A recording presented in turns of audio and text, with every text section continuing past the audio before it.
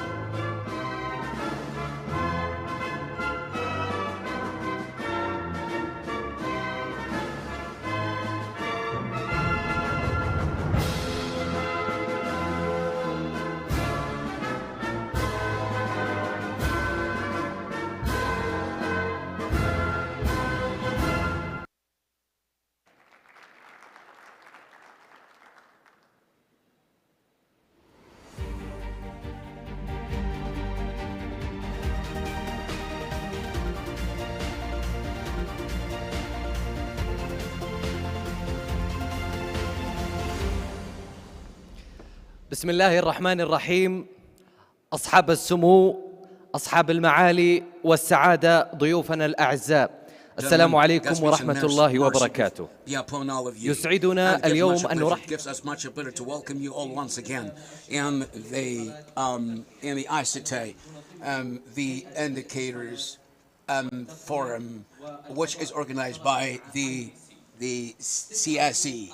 CST in collaboration with IDC, and 9 years of growth, 9 years of prosperity in the communication sector and technologies. Well, year after another, we demonstrate these great leaps as well through this forum, which is full of figures and numbers, and through which a number of specialists, local specialists, and international experts as well, will discuss the most important latest development of communication technology in the Kingdom of Saudi Arabia, being enabled by our wise leadership. May Allah bless them to become the largest and the fastest growing in the Middle East and the region. In addition, this forum is going to discuss the most important digital indicators and the regulations and the international practices in the field as well. In addition to the tangible efforts exerted, honestly speaking, by the CST in collecting, bringing all of these numbers, analyzing them so as to have maximum benefit out of all of this important sector. Ladies and gentlemen, let's have a look at the development of the communication sector in the Kingdom of Saudi Arabia and the most important topics to be discussed in the forum this year through this video.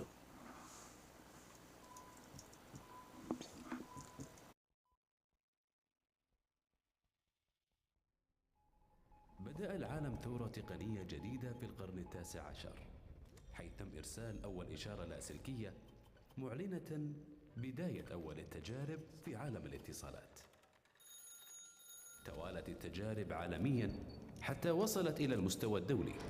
ففي عام 1926 أمر الملك عبد العزيز طيب الله ثراه بإنشاء مديرية البرق والبريد والهاتف في المملكة. دخلت معها خدمة الهاتف إلى المملكة، واستمر التطور في قطاع الاتصالات حتى تم إنشاء هيئة الاتصالات السعودية في عام 2001 لتنظيم القطاع وخلق المنافسة في السوق.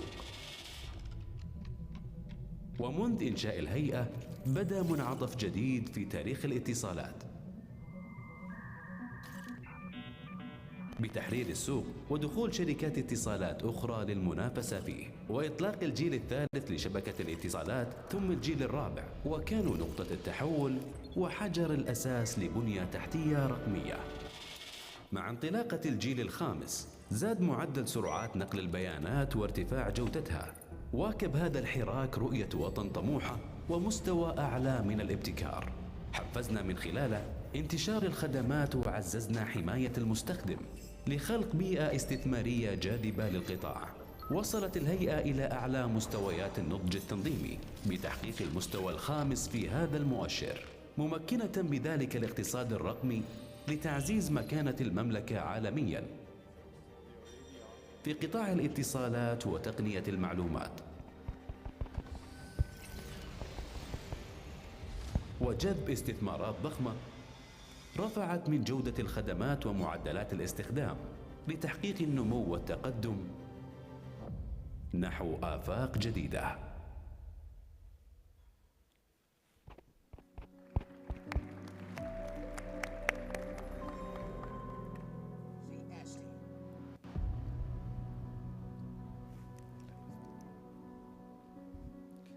الحضور الكريم Yes, ladies في and أولى gentlemen, in the first presentation of the forum, it gives us much pleasure just to talk about the indicators in the in the communication and technology sector, and His Excellency the Vice Governor of CST of competitiveness and regulation department is highly appreciated and invited to come to the stage.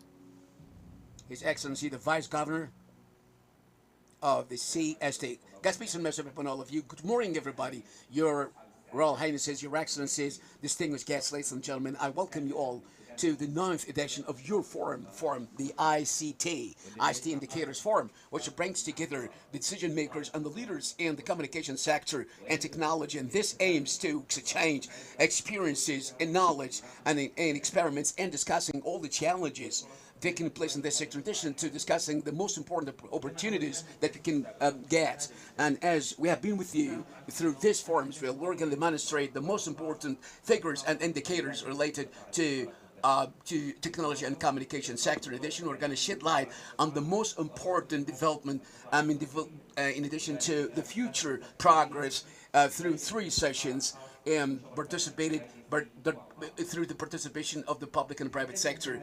We talked last year in this forum about the importance of regulating the digital sector through, for example, initiating the Committee of Regulations, the National Committee of Regulations, and so as to ensure the highest level of coordination, cooperation among the concerned parties in the concerned authorities in the Kingdom of Saudi Arabia. And we talked about the launch of a number of advisory initiatives to enhance the information technology communication sector, so as to bring both sectors, the public and private sector, together, so as to enable the market. Today, I'm very happy, I'm very delighted as well to share with you the most important accomplishments, and in collaboration with the General Authority of Transport and the National Committee, we actually 11 companies to serve the customers as well, and in our pursuit to enhance investment in such kind of technology in the Kingdom of Saudi Arabia. At the same time, we launched the first actually experimental environment for the emerging technologies, so as to help entrepreneurs and to have balance between innovation and the digital regulation, digital organization, through launching a number of innovative services. Let's talk about the indicators in 2022, where we actually follow in CST a number of, or just we observe a number of indicators taking place in the sector. When we talk about the digital infrastructure, and we are having the most important successful story, a story of success that needs to be mentioned, needs to be told. Where, for example, the steps have been fastly growing in the last 5 years, so as to bring readiness of the digital infrastructure so as under the aspects and under the leadership, the wise leadership as well, and within the collaboration between private and public sectors, so as to launch high-speed internet in more than 21,000 towns and villages, so as to continue and to guarantee the continuation of internet services to more than 5 million people as well, in collaboration with the local mobile services, and roaming services as well, that has been declared last year. As for the 5G has been actually has reached more than 53%, which is double higher than the international rate, and we created a very successful story through the launch of the 5G, estimated by more than 90%. As for example, though, and we actually enhanced the internet and internet services to households, estimated by 7 million. And what happened actually in this digital infrastructure, in addition to the services, has been leading to and improving the services through doubling the fixed and the mobile internet services to exceeding, for example, the the double rate of the international level as well, so as to make Saudi Arabia one of the most important 10 internet providing services countries in the world. Improving the speed, for example, has led to, due to the improvement of the infrastructure, and actually has positively impacted the behaviors of the consumers. It's very important to talk about but the percentage actually has been covering I mean, more than what, and the exceed of the consumption of the internet data as well, 1,200 megabytes daily, which is 3 times more than the international rate, estimating 400 megabytes daily. And the initiative of the kingdom to open, for example, the broadband companies, and to enable the users to be free to choose the optical fibers services companies as well. And competitiveness is what matters, as in addition to increasing these subscriptions. And we talked about the position of the kingdom of the Saudi Arabia, in addition to improving the services, which really led to increasing the subscribers. This is a great momentum in this sector as well. Actually has been affected the economic indicators that made Saudi Arabia, praise be to God, the fastest growing digital economy in MENA. And the volume of the communication market has reached 154 billion Saudi riyals only in 2022. And through, for example, taking into consideration the indicators into 2022 and the repositioning which has been taking place in the sector through this, increasing the wholesalers, in addition to improving the digital infrastructure. And this operation, for example, had been estimated in 2022 of 4.3 billion Saudi riyals, 3 times more than the annual rate for the last 4 years before 2022. I mean, focusing on the ownership of optical fibers and towers. I mean, and this will be having a great impact to increase competitiveness, and at the same time allowing more players in the market and concentrating on innovative services and solutions by the service providers, by achieving the best actual result of the rate of competitiveness since this communication sector has been privatized in 1 year, and all the communication companies, the listed companies in the stock market, for example, with the net profit and operational profits in one much more than any other years, and in continuation of what we do, based on the support of the support of the ministry, in addition to the enablement of the governor, and along with the private sector and public sector to apply the best practices in the digital infrastructure. We continued, for example, our strategic trend and approach as well, so as to enable the new generation, and through organizing the first auction in the world, and which enables, for example, communication services on board on planes through the satellites, just to emphasize the leadership of the Kingdom of Saudi Arabia to enable such kind of technologies.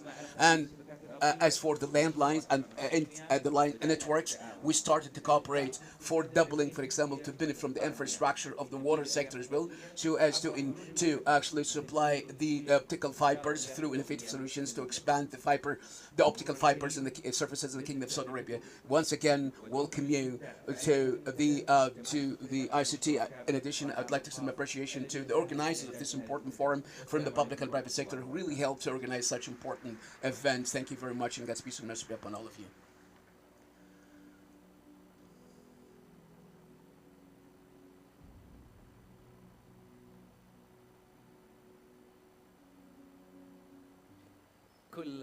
Thank you very much, Your Excellency, the Vice Governor of the actual Competitiveness Department, and for this important presentation, which covered, for example, the level of progress and developments in the communication and information technology sector in the Kingdom of Saudi Arabia. Ladies and gentlemen, it gives us much pleasure to invite Mr. Nadine for example, to provide the second presentation in the forum.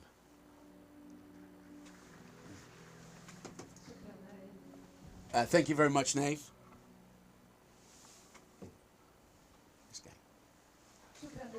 Thank you very much, our colleague, Nave. Thank you very much. Good morning, everybody. Once again, welcome to the ICT for the year. I mean, it gives me much pleasure to be here with you in Riyadh so as to actually moderate this important session which discusses the physical performance of the information technology and communication sector in Kingdom Saudi Arabia. There has been 1 week ago a report about the sectors that this organization think benefiting from the Vision 2030. Identifying 7 sectors that will benefit from the investment flow based on the programs of the Vision 2030. The first sector, oil and gas, because of the need of the Kingdom of Saudi Arabia for revenues from this sector, such as fulfill the needs of spending on the programs of the vision. The fact that the goal of this vision is to diversify the income to be based on the non-oil revenues and sources, and in addition to petrochemicals will be the second sector as well to grow, which is related, for example, to the first oil and gas. The third one is the construction and tourism as well, and it's very important, for example, that these sectors will benefit a lot from the vision, in addition to quality life programs and housing, and concentrating on tourism as well. What was really remarkable on a larger scale is that this report, for example, has actually focused on and the communication sector as the first beneficiary of the vision. One of the most important goals of the vision is to achieve the digital transformation that needs digital skills. So the need, for example, to focus on the importance of the and scaling up the digital economy requires, for example, continuous investments in the fifth 5G and the broadband, and this will enhance, for example, far distance education services and healthcare, in addition to the e-governance as well, e-government, in addition to many other related issues as well. That's the reason why digital infrastructure will be in the heart of investments of the broadband and the 5G, in addition to many other digital other programs that are based on the digital hub as well. And establishing smart cities like NEOM will require a very robust communication network. So what about the impact of the Vision 2030 on information technology and communication sector? What about the importance in investing in such big investments, and what about the return of such investment as well? And what about and what is the impact of the physical performance of the company as well? We're going to respond, and we're going to answer these questions, for example, under the theme of the physical performance of the information technology communication companies in numbers and figures as well.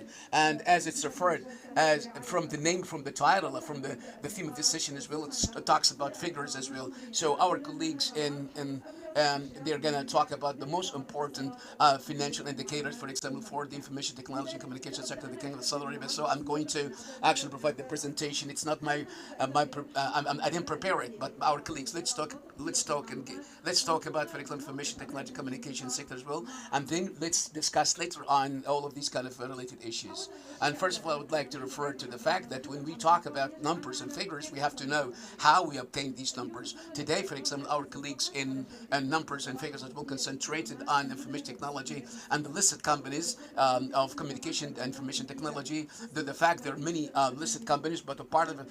So this presentation, all the numbers that we see, for example, are only confined to the main companies in the market. 4 sectors we're going to cover, for example, four companies, communication companies, STC, Mobile, Zain, Adib, and we're going to talk about solutions, and in addition to Al-Azhar Al-Mutqan, the perfect presentation, and EMAS and Bahr Al-Arab companies. All of these are, for example, the companies through which we came to conclude such kind of figures and numbers. The first slide we're going to watch, for example, is the 2 sectors, the information technology and the communication sectors. That's why these an amount of 9 companies are talking about, for example. Not all the companies have declared, their results in 2022. That's the reason why in communication sector, for example, Azib and Zain declared about their results. Bahr Al-Arab did not declare and did not announce the results. So our colleagues took 9 months, the result of 9 months of the companies that did not declare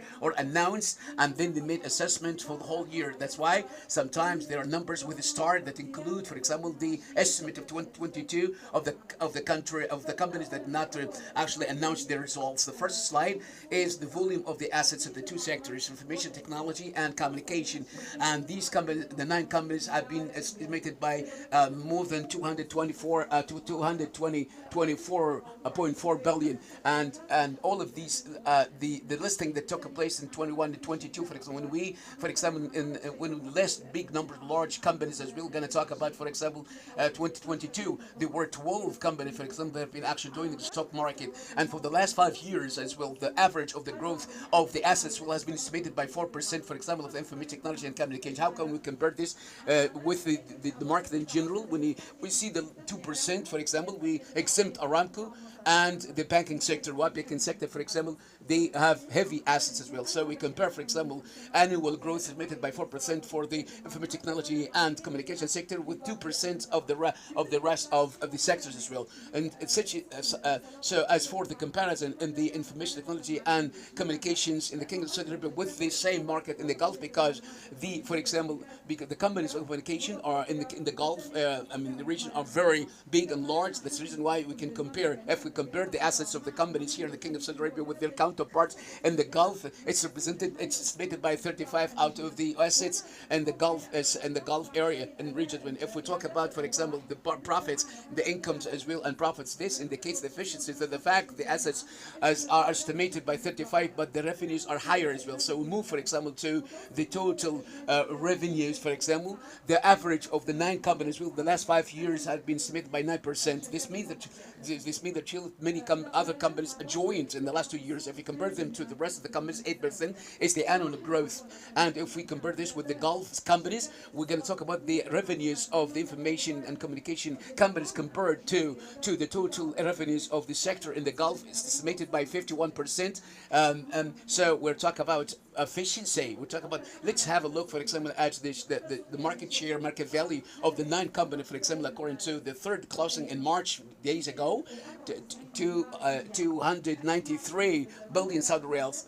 That and the 3 large sectors in communication and banks as well, representing 65% out of the total assets of the stock market in the Kingdom of Saudi Arabia. But as for the information technology and communication sector, the total value, market value compared to the Gulf, as in communication and information technology, is representing 45%. And now we're gonna, for example, divide the communication and information technology apart. We divide them apart. This division is very important because of the difference in volume as well. If you look at the fiscal performance, financial performance we talk about 4 companies now. The total of assets of the 4 companies, well, we can observe the growth percentage. There's a big leap. We're talking about, for example, listed companies in the stock market. These 4 companies, and this is the topic that we're going to cover. This is the capital investment, for example, has led to the increase of assets between 2021 and 22, 5% growth, and the total assets of the 4 companies in the communication sector out of the total of the Gulf assets will representing 43% at 34%, and at the same time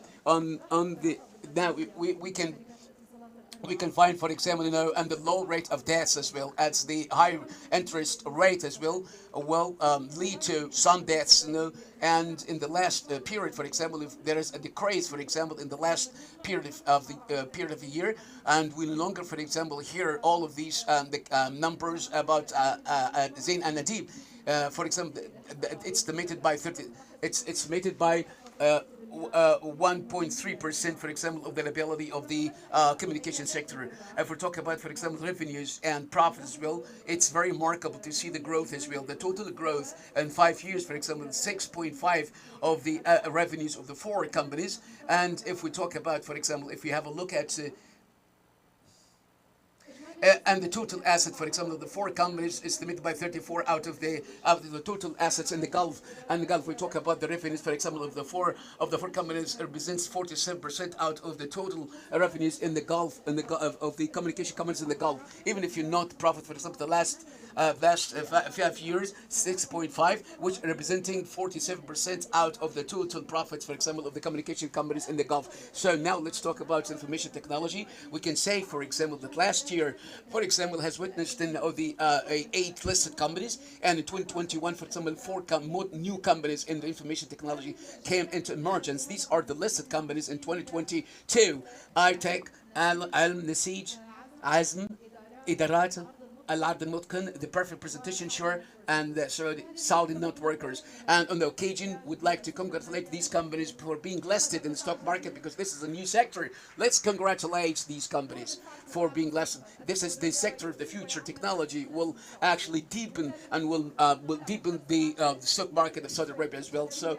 maybe we might have controversial discussion later on in the session about, for example, the speed of the listing, the company's listing as well, because that's not related only to the technology or communication sector. Why we witnessed 8 listed companies in 2022. Now we compare the year 21 with 22.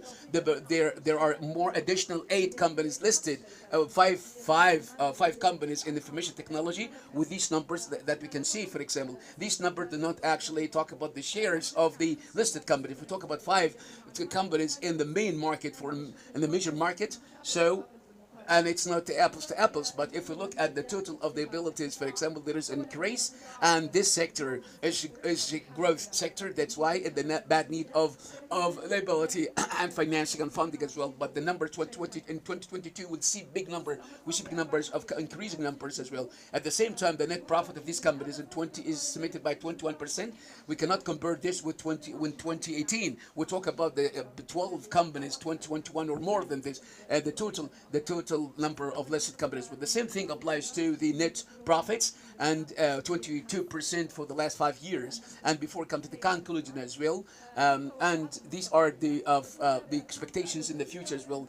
And now, so these are the expectations of 2 companies as well. So, and I don't have all details, but I'm sure that they do not cover all these numbers. Do not cover all the communication companies. Some of them are new, and for example, but they're talking about the large companies. STC Mobiles, Alm Solutions, our forecasting as well as the future look as for the revenues in addition to net profit as well in the communication sector.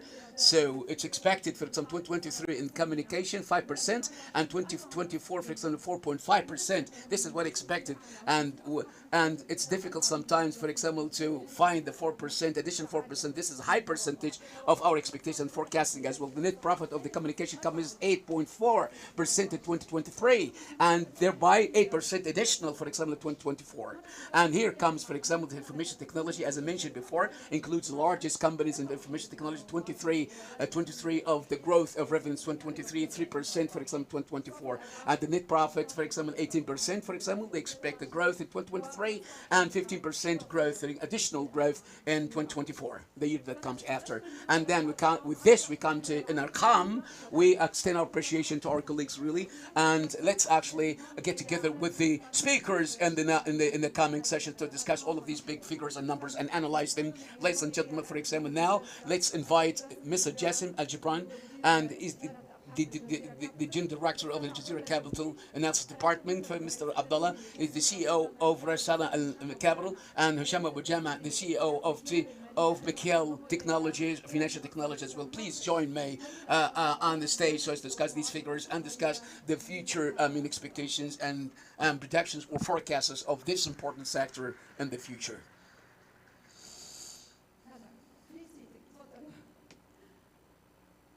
Please take your seats, gentlemen.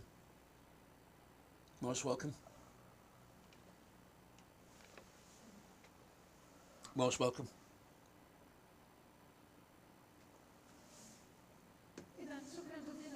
Thank you very much for coming today. And actually, I'm very pleased, for example, to get together with the gentleman here. So I feel as if I were among my friends and with the attendees, with the audiences. So let's talk about, for example, this performance, the fiscal performance in within the last 5 years. Mr. Abdullah, please, could you just give me your point of view as regards to the figures as for the financial or the fiscal performance of the companies? Let's concentrate on the communication sector, and then let's talk about the information technology. As for the communication sector, how do you evaluate the performance within the last 5 years? What's your perspective? How can you evaluate? And thank you very much for such honorable invitation to be one of the speakers in the first session. It's a great honor to be among the excellencies and the audience as well, with my colleagues, the speakers, the panels as well, appreciating their efforts as well, so as to give value or to add value to the session as well. So I think the Chile figures and numbers talk about the communication sector, the performance. It was it was very unique and exceptional as well. And um, and let's talk about, for example, the performance, for example, during the corona, or just like during the pandemic.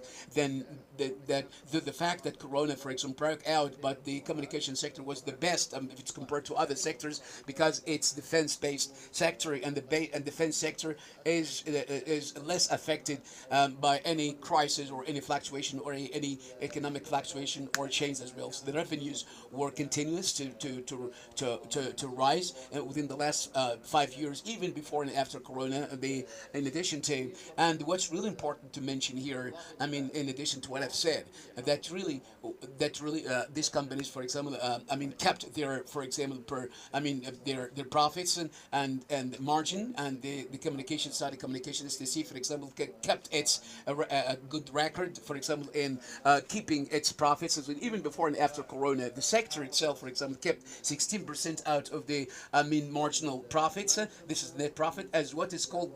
And in addition, one of the most important indicators of the physical performance of the communication sector is that the profits before deducting, for example, the costs, in addition to zakat, there's so many other things, and kept 35%, 32% kept through the fluctuating market, in addition to the fast-growing changes that took place in the market. This proves to us that the communication sector is defensive, and it suits all the investors, and the investors who are looking for very safe sectors that can actually protect them against any kind of change, any kind of economic change. Even with the high rate interest rates, these companies will bear additional costs, financial costs, but still, these companies will be able to move and to move in fields where these companies can keep their profits as well. And some of the communication companies, for example, and when they sold some of their towers and assets as well, so as to decrease the costs and the costs, and provide, and to that contribute to its expansion as a result of this. Now we're going to talk about, for example, towers. Mr. Gibransville, I would like to hear from you, your perspective, your point of view. Today, for example, communications companies are changing and are fast, and they are not acting like before, for example, depending on technological sectors. Do you think actually that the growth has been touched all sectors, for example, all departments within recently? Got to be some recipe upon the Good morning, everybody. I'm very happy to be here among those experts and specialists as well, and those who are concerned. I'm interested in the communication and information technology sector. And as a matter of fact, what's really remarkable to mention here is that there is a very remarkable growth recently within the last couple of years in all sectors. This is because of the vision, the clear vision 2030, and concentrating on this sector and giving due diligence care to this sector that might depend on the hierarchical structure change that we witness in the sector. This will help, and the pandemic as well has helped us so as to be focusing on digitalization. If we get back to 3 years that the outlook to the communication sector was that we reached maturity level and stability, and no more opportunities of strong growth in the future with the entry of the competition of the operators in others in the sector of consumption, the consumption sector, and especially passing by or just facing the pandemic, since the outbreak of the pandemic, which really affected the revenues which are related to tourism, in addition to other packages in other sectors. Today, the growth that we are touching, for example, after the pandemic and after and post pandemic period of time, based on what we have mentioned before, is that really the compound growth that since we from 2018 and 2022 exceeds 6.5%. As for the revenues, and the revenues from 2018 was submitted by 72 billion, and that we reach now 93, and the volume of growth is submitted by 30% on a very large sector like that of the communication. And that's the reason why, if we even the issue of the performance of these companies, of the communication companies, and the bottom line, for example, the net profit, for example, were in compliance with the growth of revenues, and were consistent, and might be the level of competitiveness in the consumption sector has been increased and has been higher. And based on your question, for example, on the level of sector, for example, 2022, and in 2022, for example, what has led the growth was the business sector, B2B business, and its relationship with information technology specifically, and the consumption sector, and in retails or individual. And there was a growth. There has been a growth, but it's very moderate and very mild. Though the fact of the opening the doors for tourism and economy, but the growth was moderate, was stable as well because of the rise, the high level of competitiveness. That's the reason why business sector B2B has contributed to the growth of information technology by 15% in 2022, and that's that. So the performance was very remarkable, was taken into granted, while the regulations that have been recently issued or changed, and which continued the continuation of the growth in this consumption sector, to the fact that there might be some pressures on the total profits as well, but because of the hierarchical structure in the consumption sector has been contributed to the total growth. So I would like to give you a brief, in short, as indicators, what happened exactly, so we can say that the growth is continuous and is going to continue go on within the coming years, and a part of it will be depending based on the B2B business due to the regulations. There are a level of expansion and the high level of competitiveness for the consumer by the end of the day. Mr. Abu Jama. And then now, for example, before and after Corona and pandemic, and which changed, for example, the pattern of consumption pattern and affected business as well. In your point of view, for example, and from 35 to 38% of growth that we have seen. Good morning, please the microphone. Good morning, everybody. And I welcome my colleagues here. I would like, and thank you for the invitation as well. And the communication companies, for example, what happened actually in the communication companies before COVID-19, which changed the formula, and which was decreasing, for example, the government fees from 15 to 10% on revenues, which started in 2018. This changed the formula, the cohesion as well, and the communication companies. Actually, STC was exempted out of this because STC achieves very strong profits, but Arbah and Zain, they were losing, making a lot of loss. I mean, and unfortunately, that the main cause of that was to decrease, for example, the government fees, and in return for spending on consumption.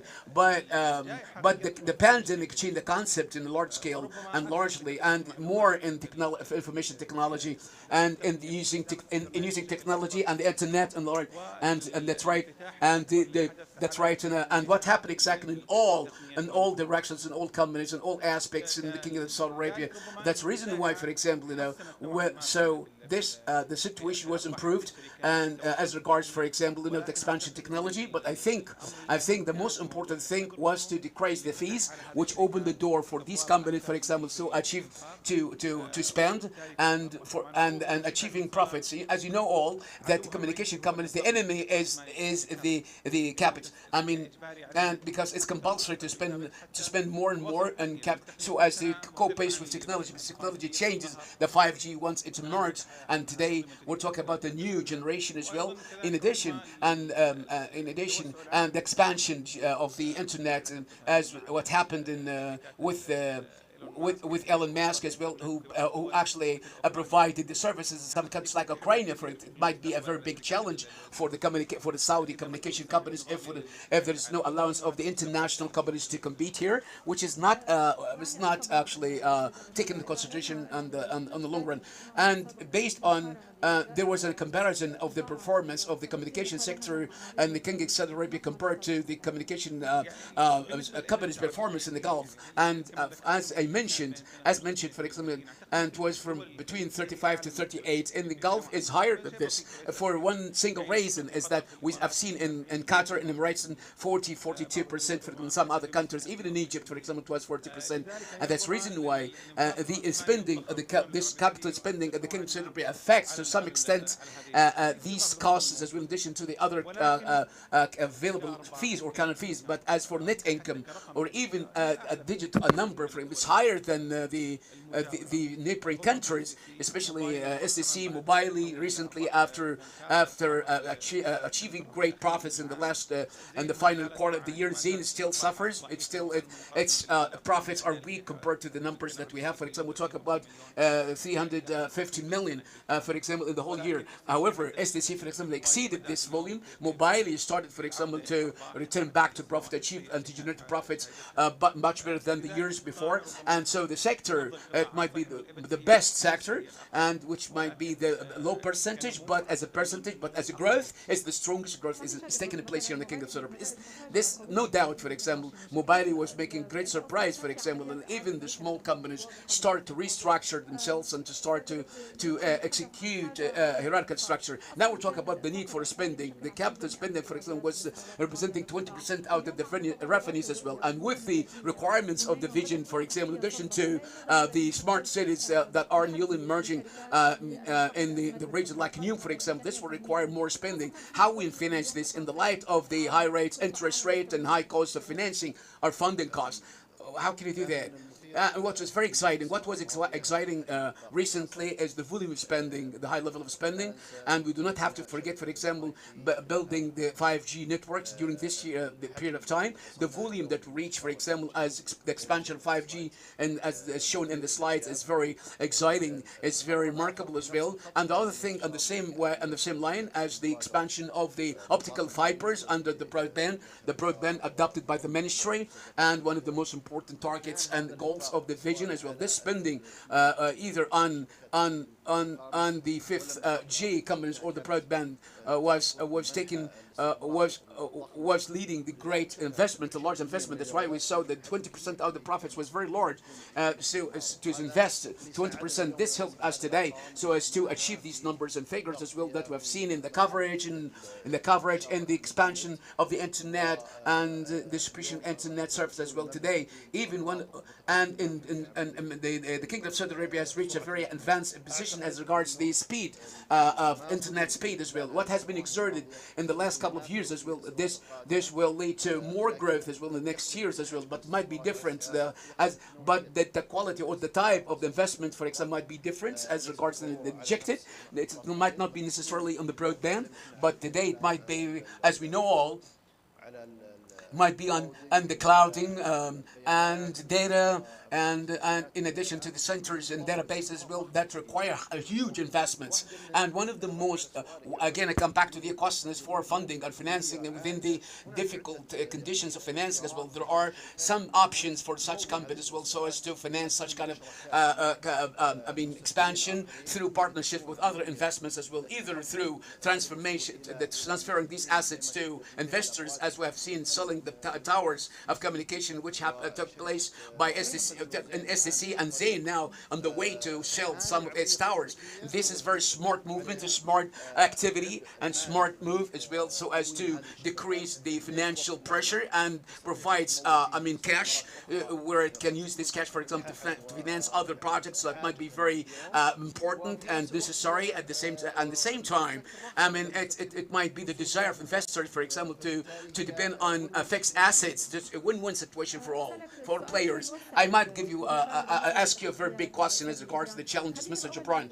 Mr. Jabran, let's talk about the capital spending as well as you referred, for example, the SB Global SB, and they say that SDC spent 11.5 billion, and we expect, for example, to spend additional 10 billion Saudi riyals in 2023 as well. If we talk about the challenge of the financing, but the operational challenges that facing the sector within the coming few years, what's your perspective?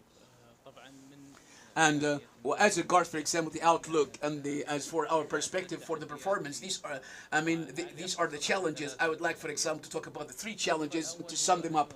The first thing is the working capital is higher in the need of cash flow, and one of the most important things that we observed recently is the high the account receivables, and this actually causes pressure, and this makes causes the convenience of the cash flows within the latest statistics. And the third quarter, the volume of the country account receivables in the third quarter is estimated by 42 billion Saudi riyals, constituting 40% more than the volume of profits or revenues, and this is a higher number, and this will continue.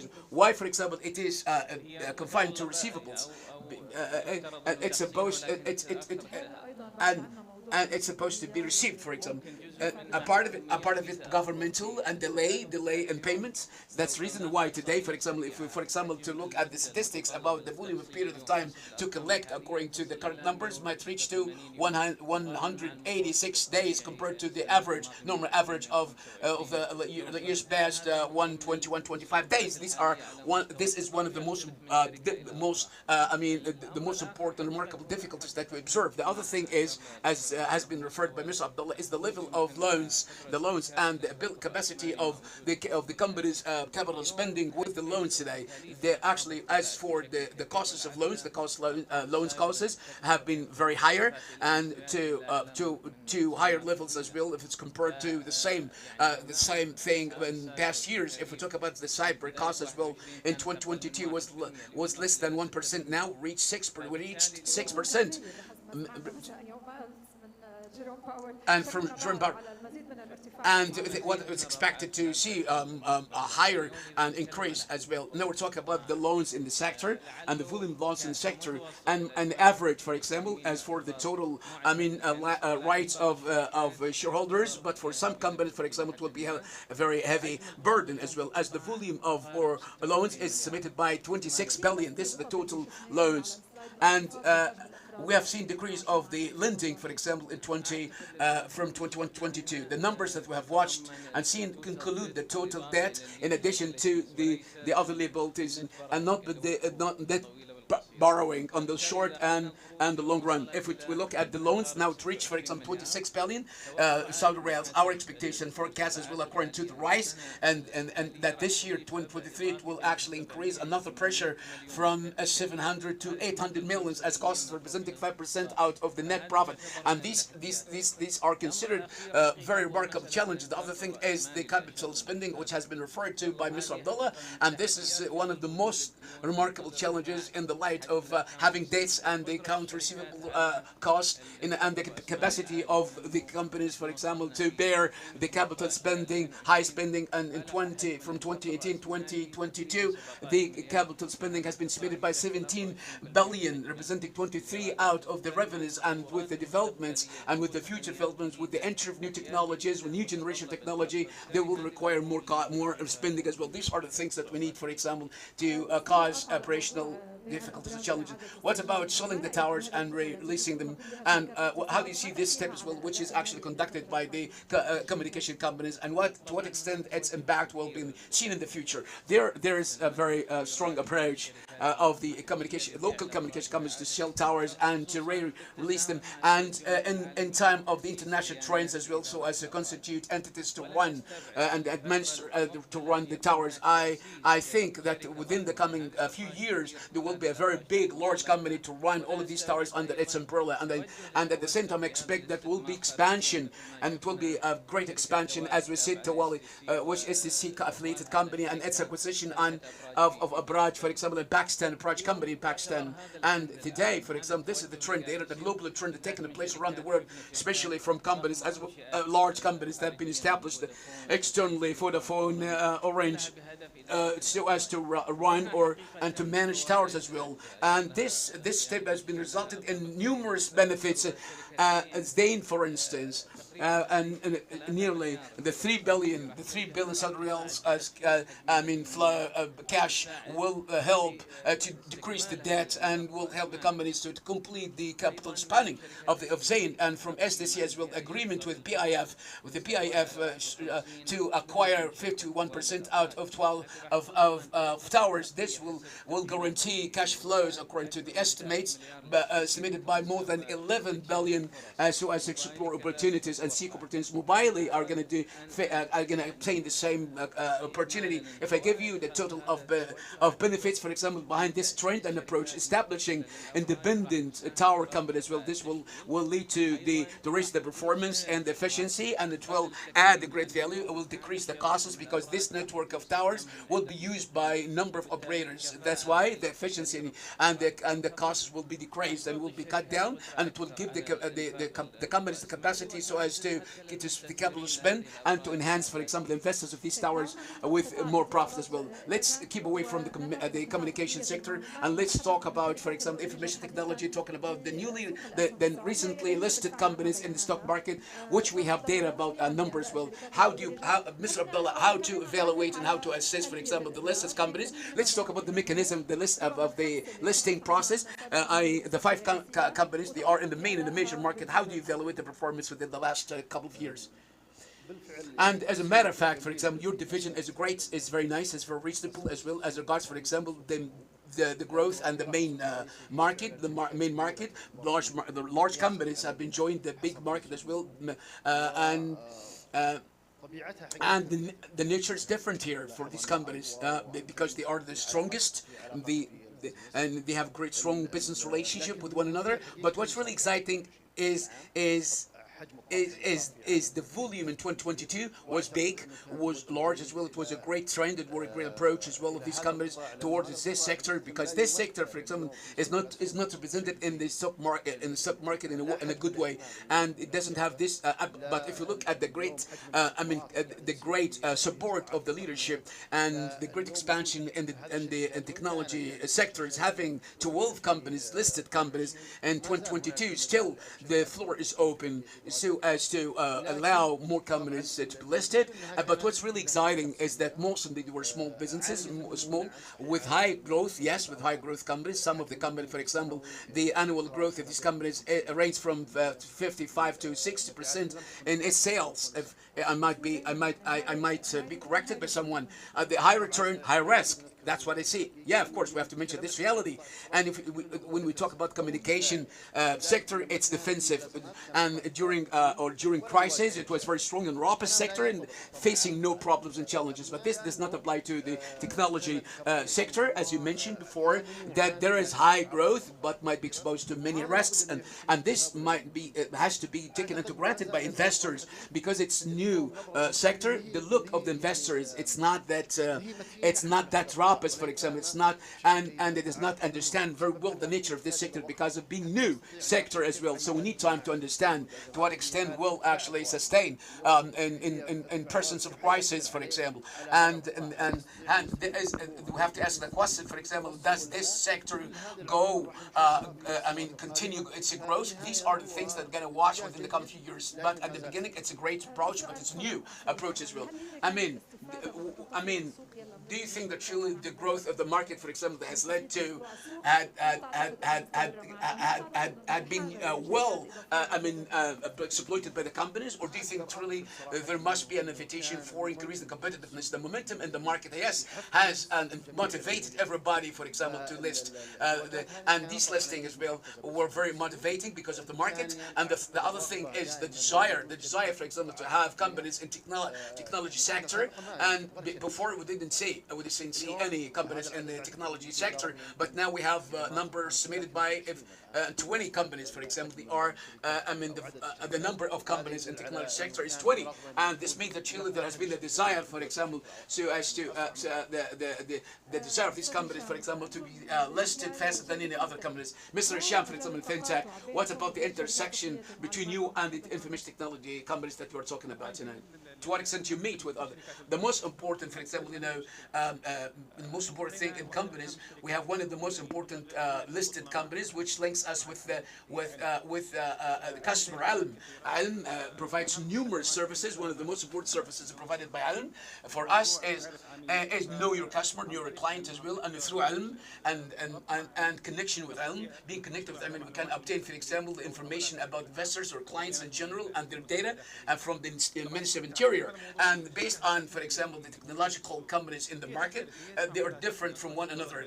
They are called technological, but they are different in activities. So, but if we return back again to the issue of the situation of these companies, now they are the most important companies in the market, actually respecting everybody, and even the mother company Elm, which is owned by the APIF and solutions by SSE, and the volume and of these companies is so big and so strong, so large. If we compare Elm with Mobile, for instance, I mean, based on the volume of the market as well. The assets, for example, are much more doubled than the numbers, and solutions with Zain 4 times more than the volume. And if Zain, even the volume of assets is 10 times more than solutions, this is what I'm talking about. We talk about the technological field. This area is the most important in the community right now.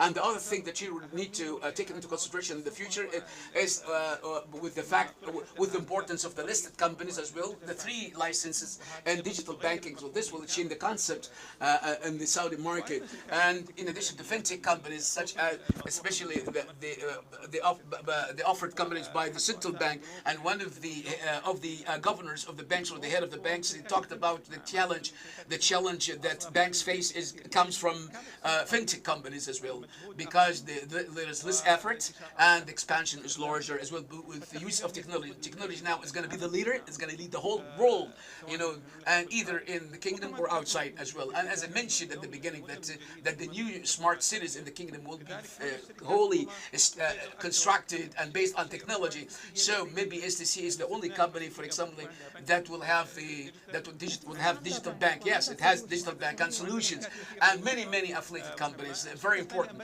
And now, for example, other companies started to trace to follow the example of STC. For example, like SSE Bayton. But in the late phase, SSE has been actually one of the most important companies, and first company that really has been adopting such kind of trend. Hisham, let me ask a question here: to what extent the division of communication companies into the defensive and growth sector? Until when we're going to talk about this kind of divisions? Now we can see that some communication companies are changed into technological companies. Now it's defensive because everybody uses mobiles and phones, and even until we see a new generation of technology that will make us do without smartphones, and of course the main role of these companies will come in decline and will be concentrated in fintech and internet. Even if you look at, for instance, the communication companies and the situation such kind of companies before and previously 5 years ago or 6 years ago, the internet communication department was representing a great importance. For now it's nothing. Everybody uses, for example, the internet, for example, international calls and the data. So data is the most important issue. So once this will changes and the carpet will be dragged under the feet of the communication companies, I think the sector, for example, will be declining. As for the volume expansion, Mr. Gibran, is there any need for additional companies in the information technology to increase competitiveness?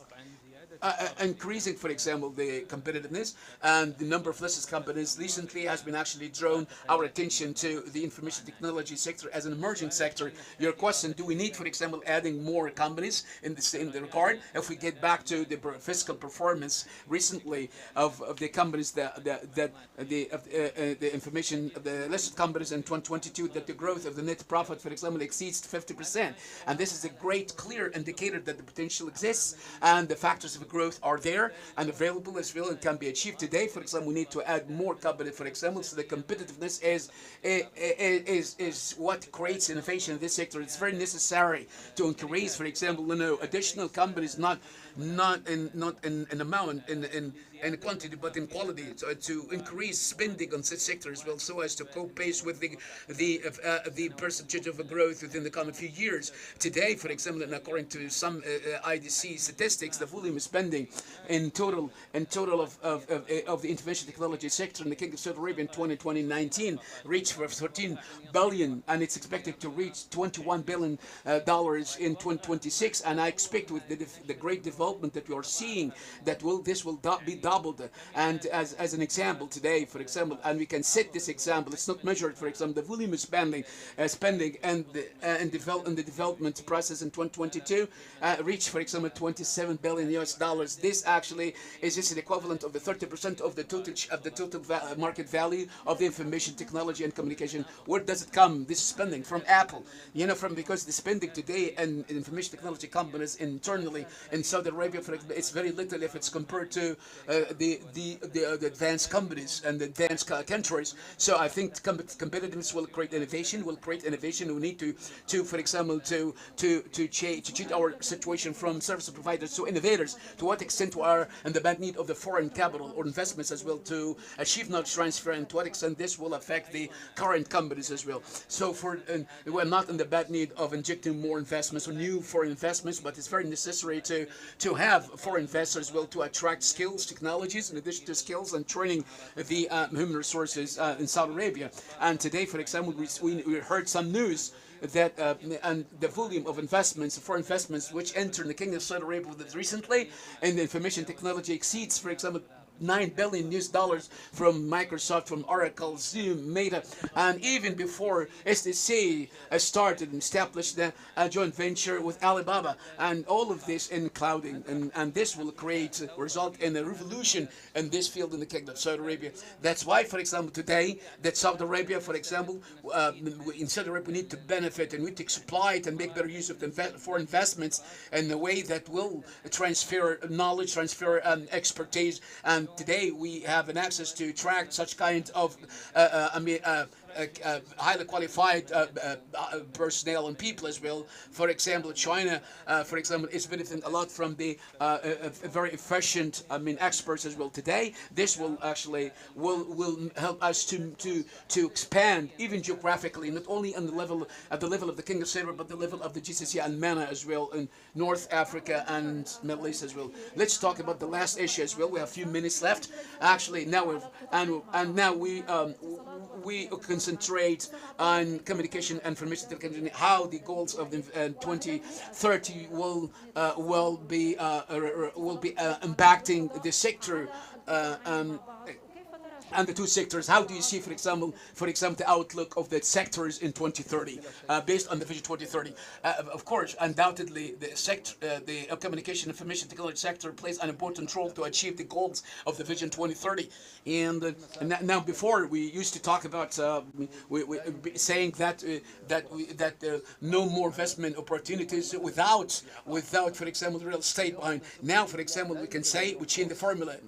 No opportunities for investment today, and we cannot create, for example, new sectors without having communication and strong information technology sector, very strong digital infrastructure and ecosystem. And now we used to have a traditional infrastructure before, but now we have digital infrastructure as well. And then you can actually generalize this to many other sectors that are based on technological sector and the communication sector to be a strong either fintech or gaming or any other sectors as well, and information technology, or like in medicine and surgical operations, which are done far distance and virtually. And this cannot happen at all without the base of the communication sector, information technology, very strong, that will enhance all of these kind of operations and processes as well. Today we talk about NEOM, for example, how NEOM can be constructed without information technology and communication sector. The mega projects, the 30 mega projects as well, how can we construct them? without strong performance of communication information technology sector, all the use the future technology today, we're talking about a very big and large workshop that needs to be supported by a very strong communication sector that can really make such kind of operations very successful. That's the reason why, for example, how this reflect how can this can be shown, can be seen on the sector. This will generate revenues and will generate, for example, expansion processes. And now everybody, for example, that tries to take a share and to get a share out of these processes.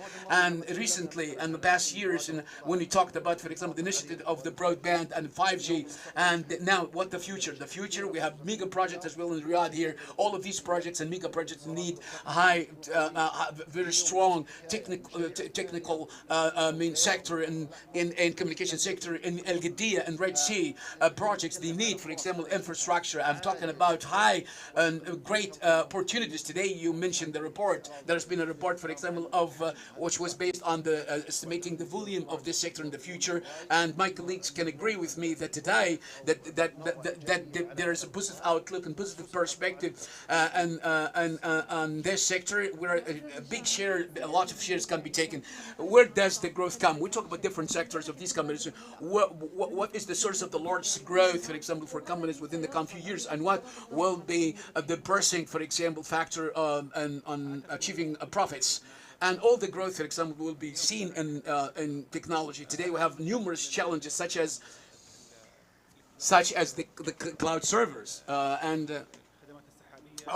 or just like cloud services and information and data as well. As you know all, that the kingdom stopped, for example, the use of the cloud server, for example, externally for most of the very important sectors, and that's the reason why, for example, and we see, for example, the entry of large companies coming to the Kingdom of Saudi Arabia, like Microsoft, Alibaba, in collaboration with the Saudi companies counterpart, for example, to get some of the share of the market share, and based on the very large volume of services. We have a promising artificial intelligence sector today.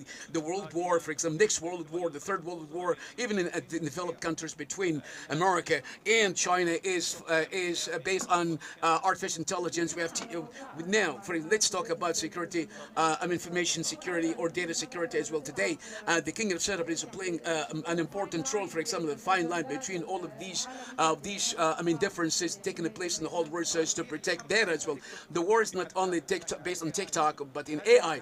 These programs, for example, they can take the information and data that can be the source of the momentum of the future. And the other thing that we need to take into granted is the computing related technologies is one of the most important topics. So that's why the technology is the future all over the world globally, and war now is based on war much more than anything else. Mr. Jassim, what about the growth opportunities in the future, for example, for the communication information technology sectors?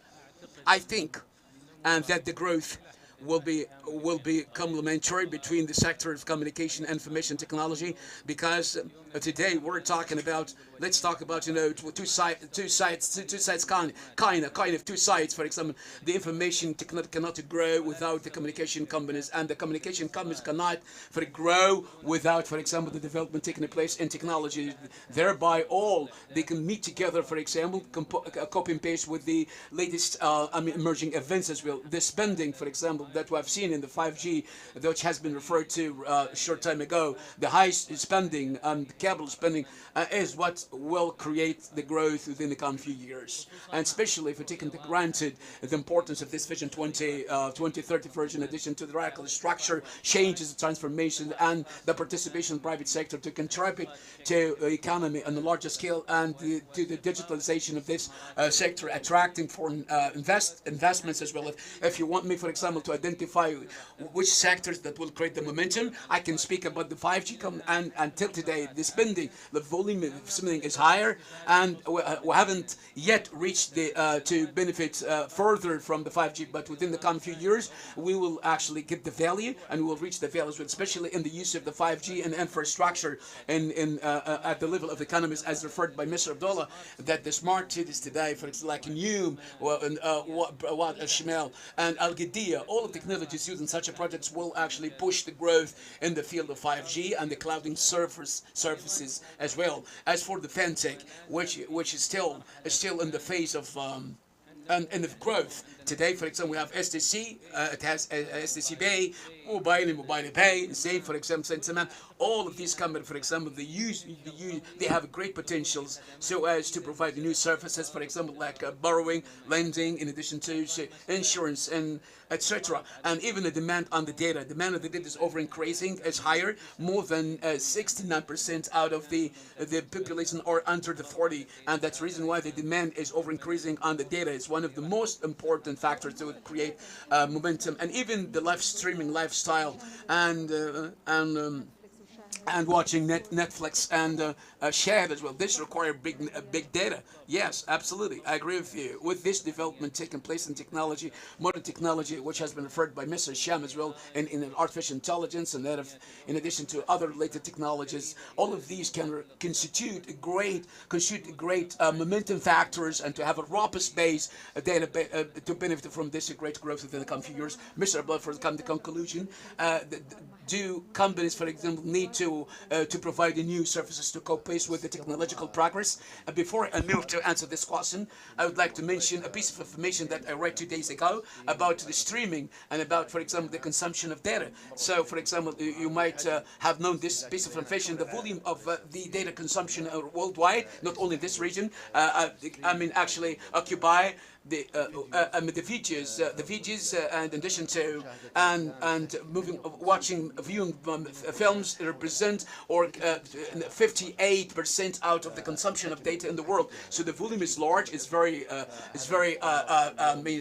terrible and very monstrous, and that's why the lifestyle requires saving big data and for the next generations. And generally speaking, are we in the bad need, for example, to provide new products or new services? I think this is required, this is necessary, and the technological development, for example, the products were still at the beginning, and its initial phase. The applications, for example, today that are only based on the 5th generation 5G will be limitless, will be like Internet of Things, in addition to, and I think, for example, now you know much better than I do, based on your specialization in this sector, and I think that Chile, there are many applications and products that will allow such to these companies to provide new services to the consumers and to the end users. That's why I see that the new product, for example, are very limited. It's still limited, and I think what comes in the future will be much more stronger than this. And this requires, as mentioned by Mr. Jason, the R&D, developing the research development to be taken into considerations by these companies as well, if they really want to have a very strong situation to provide new products as well. Distinguished guests, panelists, I would like to extend appreciation to all of you for enriching us and for such kind of rich information. I'd like to extend appreciation to our colleagues for the previously presented presentation as well. I hope that Chile provided a great value to all of you in communication and information technology sectors, and wishing you all the best until the end of the day. Thank you very much. Thank you, guys. Thank you. شكرا.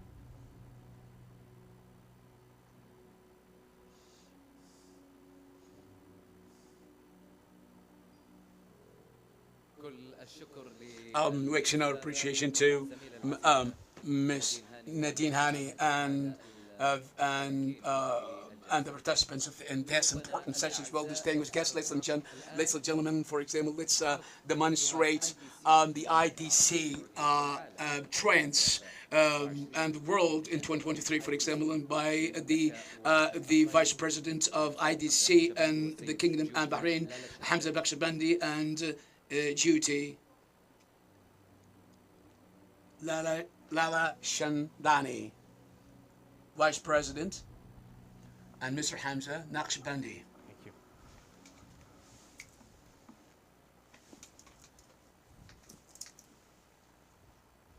Check. Assalamu alaikum wa rahmatullahi wa barakatuh. God speak and mercy upon all of you, ladies and gentlemen. أصحاب السمو، أصحاب السعادة، الضيوف الأعزاء، الضيوف الكرام، إنه يسعدني بأن أكون أرحب بكم في النسخة الثامنة للمؤشرات، منتدى المؤشرات ICT Indicators Forum 2023. My name is Hamza Naqshbandi. I lead IDC in Saudi Arabia and Bahrain, and I am joined on stage by my co-presenter, Mr. Jyoti Lalchandani, who is the Group Vice President and the Regional Managing Director for IDC, at Middle East, Africa, and Turkey. For the past 8 years, IDC Directions has been the go-to platform for technology decision makers across the kingdom to come together, network, and hear about IDC's predictions about the state of technology, its implications in the Kingdom of Saudi Arabia.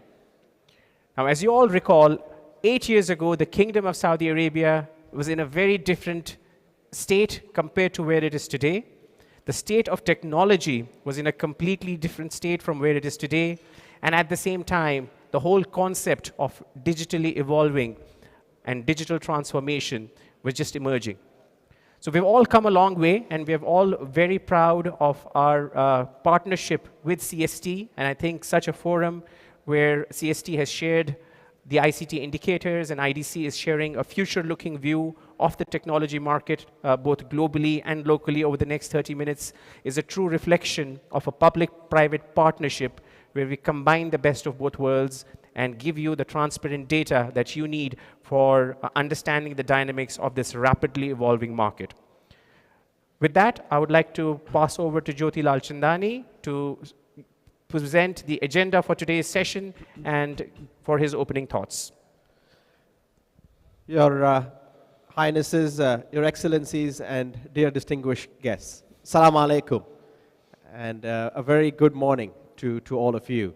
It is indeed a pleasure to be here co-presenting with Hamza on where we see the technology landscape evolving, not just globally, but what's happening here closer home in terms of developments in the Kingdom of Saudi Arabia. So the next 30 minutes, both Hamza and I will talk about how we see the global technology landscape evolving and talk about specific trends that we see globally, but also here in the Kingdom of Saudi Arabia in terms of digital transformation, in terms of the adoption of emerging technologies, and where do we in fact see technology evolving in the next chapter of this technology life cycle. So it's some very exciting things that we want to talk about this morning.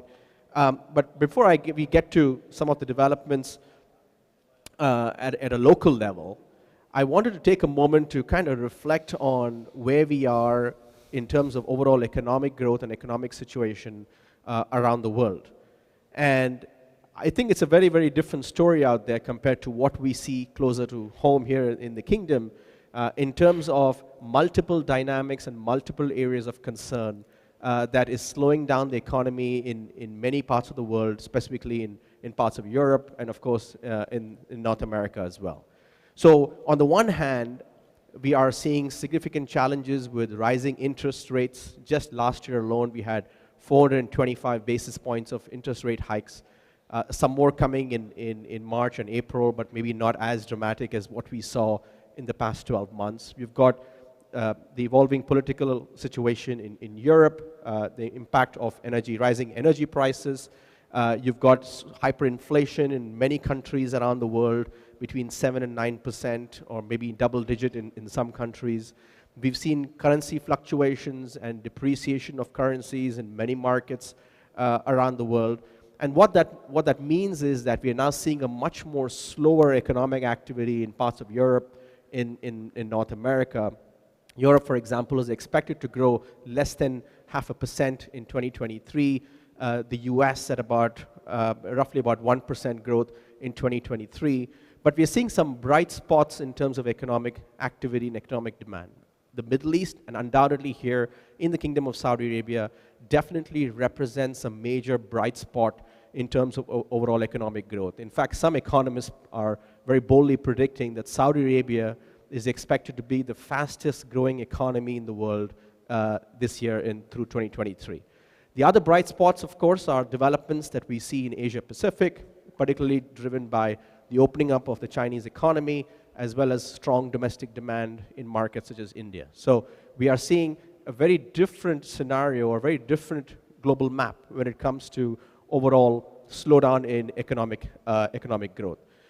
Now, what this means in the wider context is that we are seeing organizations, what we call the great technology reprioritization. And whenever we see a much more slower economic growth, at the same time, you're going to see some levers being pulled through in terms of slowing some of the investments that organizations make. And there are 4 things that organizations are doing given the slowdown that they've experienced. The first one is that organizations are reprioritizing where do they spend their technology dollars. Where are they investing in the key areas? So we're seeing organizations take a more short-term view in terms of prioritizing those projects and prioritizing those investments that bring in a faster payback of maybe 12 months or less. So the one big trend is that we are seeing a technology reprioritization. The second broad trend in the context of this reprioritization is undoubtedly where organizations are putting some pressures on reducing their operating costs and operating investments. Now, with a lot of the investments already in as a service that we see with cloud and other areas, organizations now are optimizing and relooking at how do they reduce their operating expense. And you're going to see some very tactical moves by organizations to renegotiate and bring down and bring more cost optimization in as-a-service contracts. The third area that organizations are doing is to delay some of the capital expenditure. So investments around devices, around infrastructure, around data centers, and other large-scale CapEx investments is being looked at with a view to possibly delay them given the impact on the economy. And the fourth thing that organizations are doing are looking, of course, at cutting labor costs. And you've seen a host of announcements by a lot of organizations in the tech sector that are laying off staff, that are cutting costs, but also selectively using models like outsourcing with a view to reduce the overall expenditure. So organizations are taking a different approach when it comes to their technology reprioritization. Now, but what I'd really like to point out here is that we are currently in a very different state when it comes to how we're spending our IT dollars. So while we're seeing a significant amount of pullback on consumer spending, enterprise IT spending still remains extremely strong. In fact, in many regions around the world, we're expecting to see between 6 to 8% of enterprise IT demand.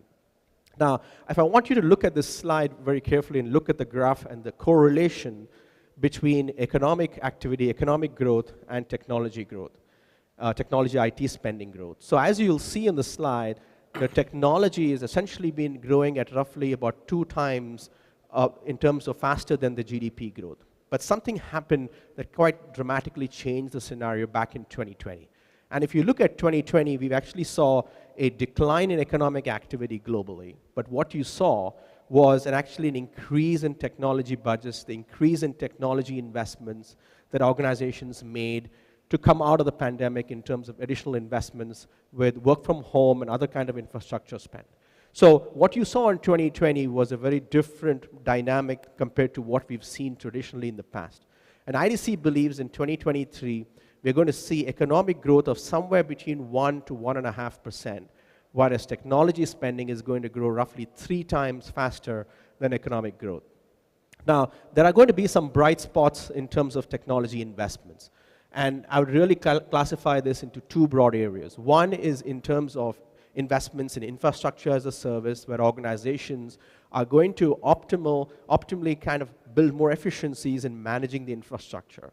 At the same time, we're going to see a lot more double-digit growth in investments related to software applications, software as a service, platform as a service, really going to drive a lot of these investments in 2023 and beyond. So when we look at the overall global spending, we are seeing for the very first time, total digital investments around the world crossed $2 trillion in 2023. And this is going to represent more than half of overall tech spending globally. So when I look at the global tech spending, we're looking at about $3.3 trillion spent on technology, and digital is going to represent about half of that number. So for the very first time, digital investments, digital technology spending is going to cross $2 trillion in 2023. Now let's look at what dynamics do we see specifically here in terms of spending patterns in the Kingdom of Saudi Arabia. And Hamza, maybe you'd like to take us through that. Thank you, Jyoti, and thanks for setting the stage and sharing the global concept. As you rightly articulated, the Kingdom of Saudi Arabia is going through an era of unprecedented transformation, and digitization is at the core of that transformation. And we are seeing the impact of the digital-first agenda that the kingdom has on the overall ICT spending in the kingdom.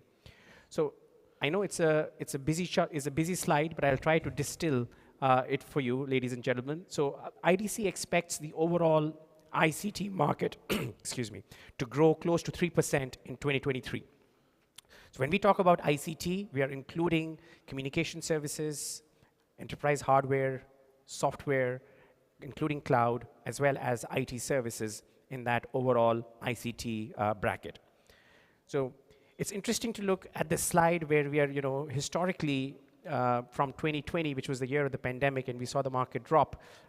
We have seen 2021 be the year of recovery, and post 2021, in 2022 and 2023, we're seeing stabilization and return to normalcy in the ICT market.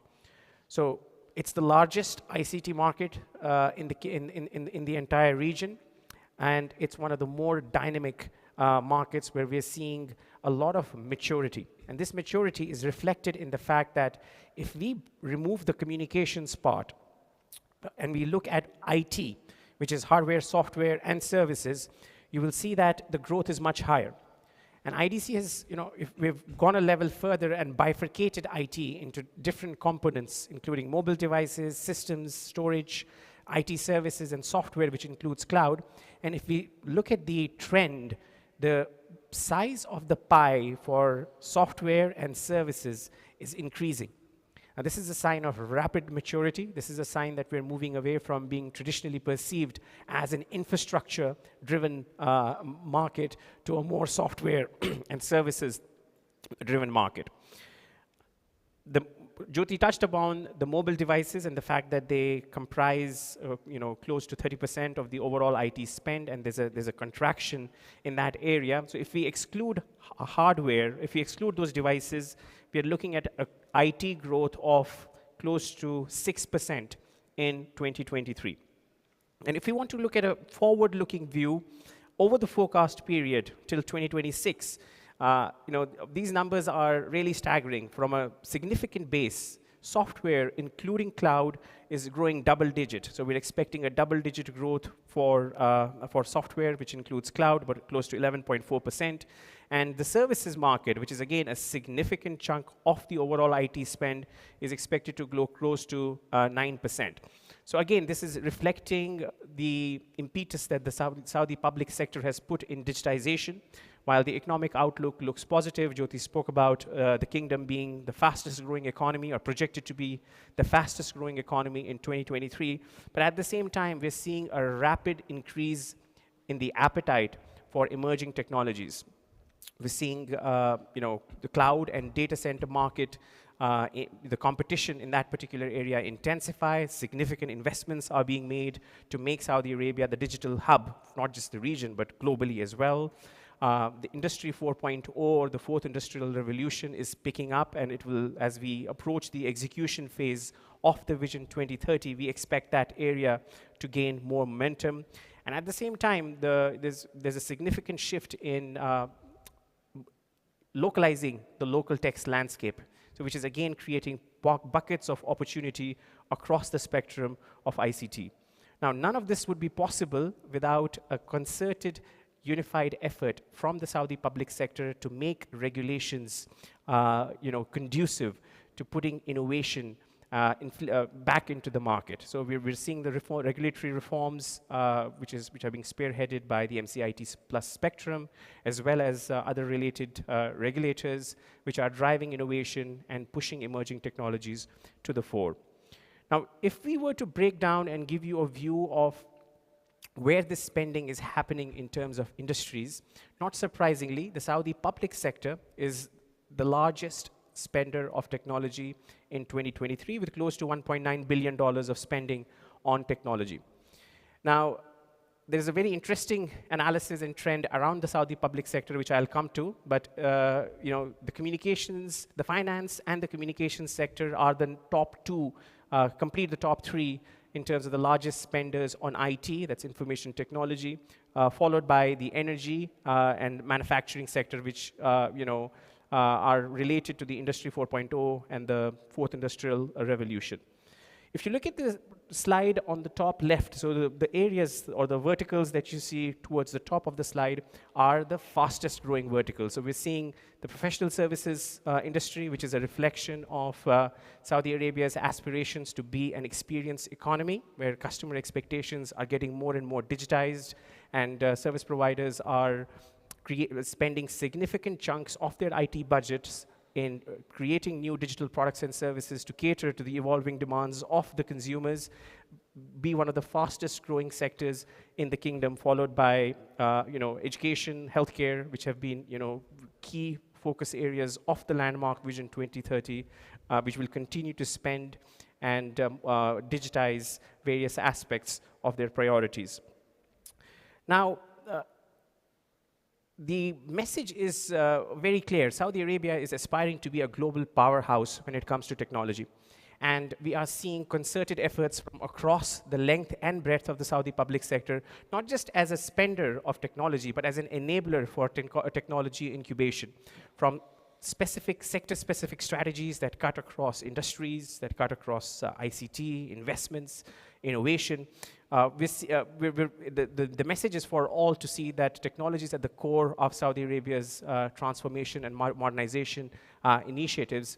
And while a significant amount of effort and initiatives are being catered or tailored to elevate the local market, at the same time, the kingdom is also opening doors to global powerhouses to come up, set up base in the kingdom, to create a vibrant and thriving ecosystem that is facilitated, regulated in a way that conduces the kingdom's plans at a global level. So this is a very interesting stat that we predict that by the end of 2023, the Saudi public sector will spend more than $500 million on emerging technologies. So this is close to 1/3 of their overall IT spend. So this gives you a reflection of how the change is being driven right from the very top and how the Saudi public sector is driving this change. So if you are a service provider and if you are an IT vendor who's with us today, this is a great opportunity to align with the objectives that the kingdom is setting and the public sector is driving. We expect a lot of investments from the public sector in emerging technologies in 2023. We also expect a lot of consolidation in terms of optimizing costs across different industries and stakeholders, highlighting and signifying the one kingdom, the one vision, and one government approach that we're seeing for the past several years. At the same time, elevating the citizen experience, which has been a key priority of the kingdom for several years, will take center stage again and will further intensify, creating buckets of opportunities, especially around emerging technologies such as automation, artificial intelligence, robotics, etc. At the same time, cybersecurity continues to be the Achilles heel of the public sector, and the threat landscape is only intensifying. This especially at the back of what the giga projects that the kingdom is currently executing, and as they reach, or as the construction phase leads to the implementation phase and IT becomes more prominent in some of these giga projects, which will have no legacy, it's difficult to predict the kind of threats that these giga projects might be exposed to, as the threat landscape, unfortunately, continues to evolve as well.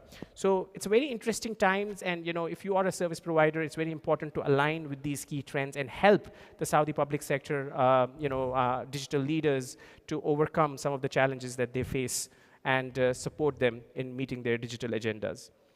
So with that, I'd like to take a pause, and talking about digital agendas and how they actually are impacting IT spend, I'd like to turn it back to you, Jyoti, to give us some global perspective as how you see this trend emerging, and where is the confluence, and where do things diverge? Thank you, Hamza.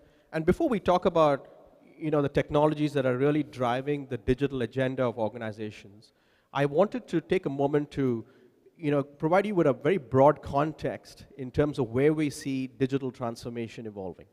Now, as we travel around the world talking to senior C-suite executives, CIOs, and so on, I mean, the question that many of the executives have is what is after digital transformation? So if I were to take it a step back and talk about, what are the different phases of this transformation journey? And I want to kind of point out to where we are. So when we started off, a lot of the focus over the last maybe 2 to 3 years, where organizations were experimenting with technology and thinking about how do I leverage some of these emerging technologies to transform my organization and transform their business. We are currently in a phase where organizations are now focused on realizing the value from those digital investments. And you see this transforming multiple industries. I mean, almost every industry I can think of. We are moving to what we define as the third chapter of this transformation journey, where it is all about the digital business. Now, what is a digital business? A digital business is where the technology strategy and the business strategy, regardless of whether you're in the public sector or the private sector, are all intertwined.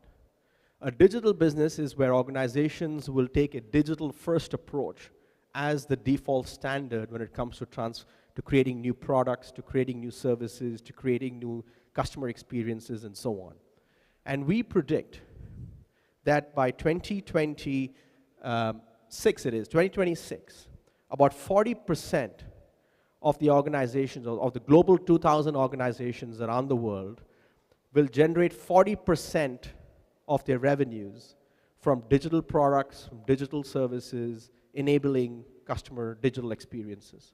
So we are going to see a significant shift in the way organizations are going to derive a lot more of their revenues from these digital new business models compared to their traditional business models. And as you can see on the slide right at the bottom of the chart, the share of revenues that organizations will drive from the traditional business models is going to keep reducing and declining over time.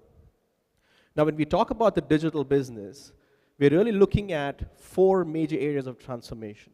So we spoke about organizations where you are going to be enabling and creating digital products, creating digital services, creating new sets of processes that are enabling this digital ecosystem, as well as creating these customer experiences. So while we have the transformation on one side, we've actually got a very interesting and a bold prediction to make, which I think is going to disrupt the way we value organizations, we value businesses around the world. We believe by 2026, 90% of the organizations are going to be who are able to accurately quantify the real value of that organization. The value is not going to be on the traditional assets, but the real value of the organization is going to be around the data, is going to be around the algorithms, and is going to be around the software code that these organizations develop. That is going to be the differentiation on the basis of which companies and organizations are going to compete with each other. So we are going to see a very disruptive way in terms of organizations are going to invest in technology with a view to compete more effectively and differentiate themselves from other players in the marketplace. And so when we think about what we call and define as the digital dream team, this is not just a technology transformation. This is about different personas and different individuals and different stakeholders coming together to form what we call and define as the new digital dream team. And you're going to see new sets of personalities and new sets of titles emerge. Focus on sustainability, looking at diversity and inclusion, looking at risk and compliance, looking at the metaverse, chief metaverse officer. We're going to have all these new sets of personas who are going to form part of this digital dream team.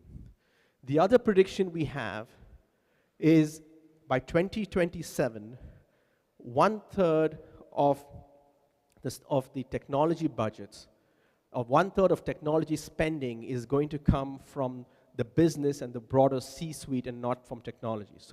And not from the technology budget. So we are going to see the dream team really going to be the anchor and building together the transformation story of the organization. It's not only about the CIO, the technology organization. And so a majority of the budgets for transformation initiatives is going to come from the business and not necessarily from technology. So some very interesting fundamental changes there. So when we think of the future enterprise, I want to draw your attention to 3 broad areas where we are seeing the C-suite prioritize.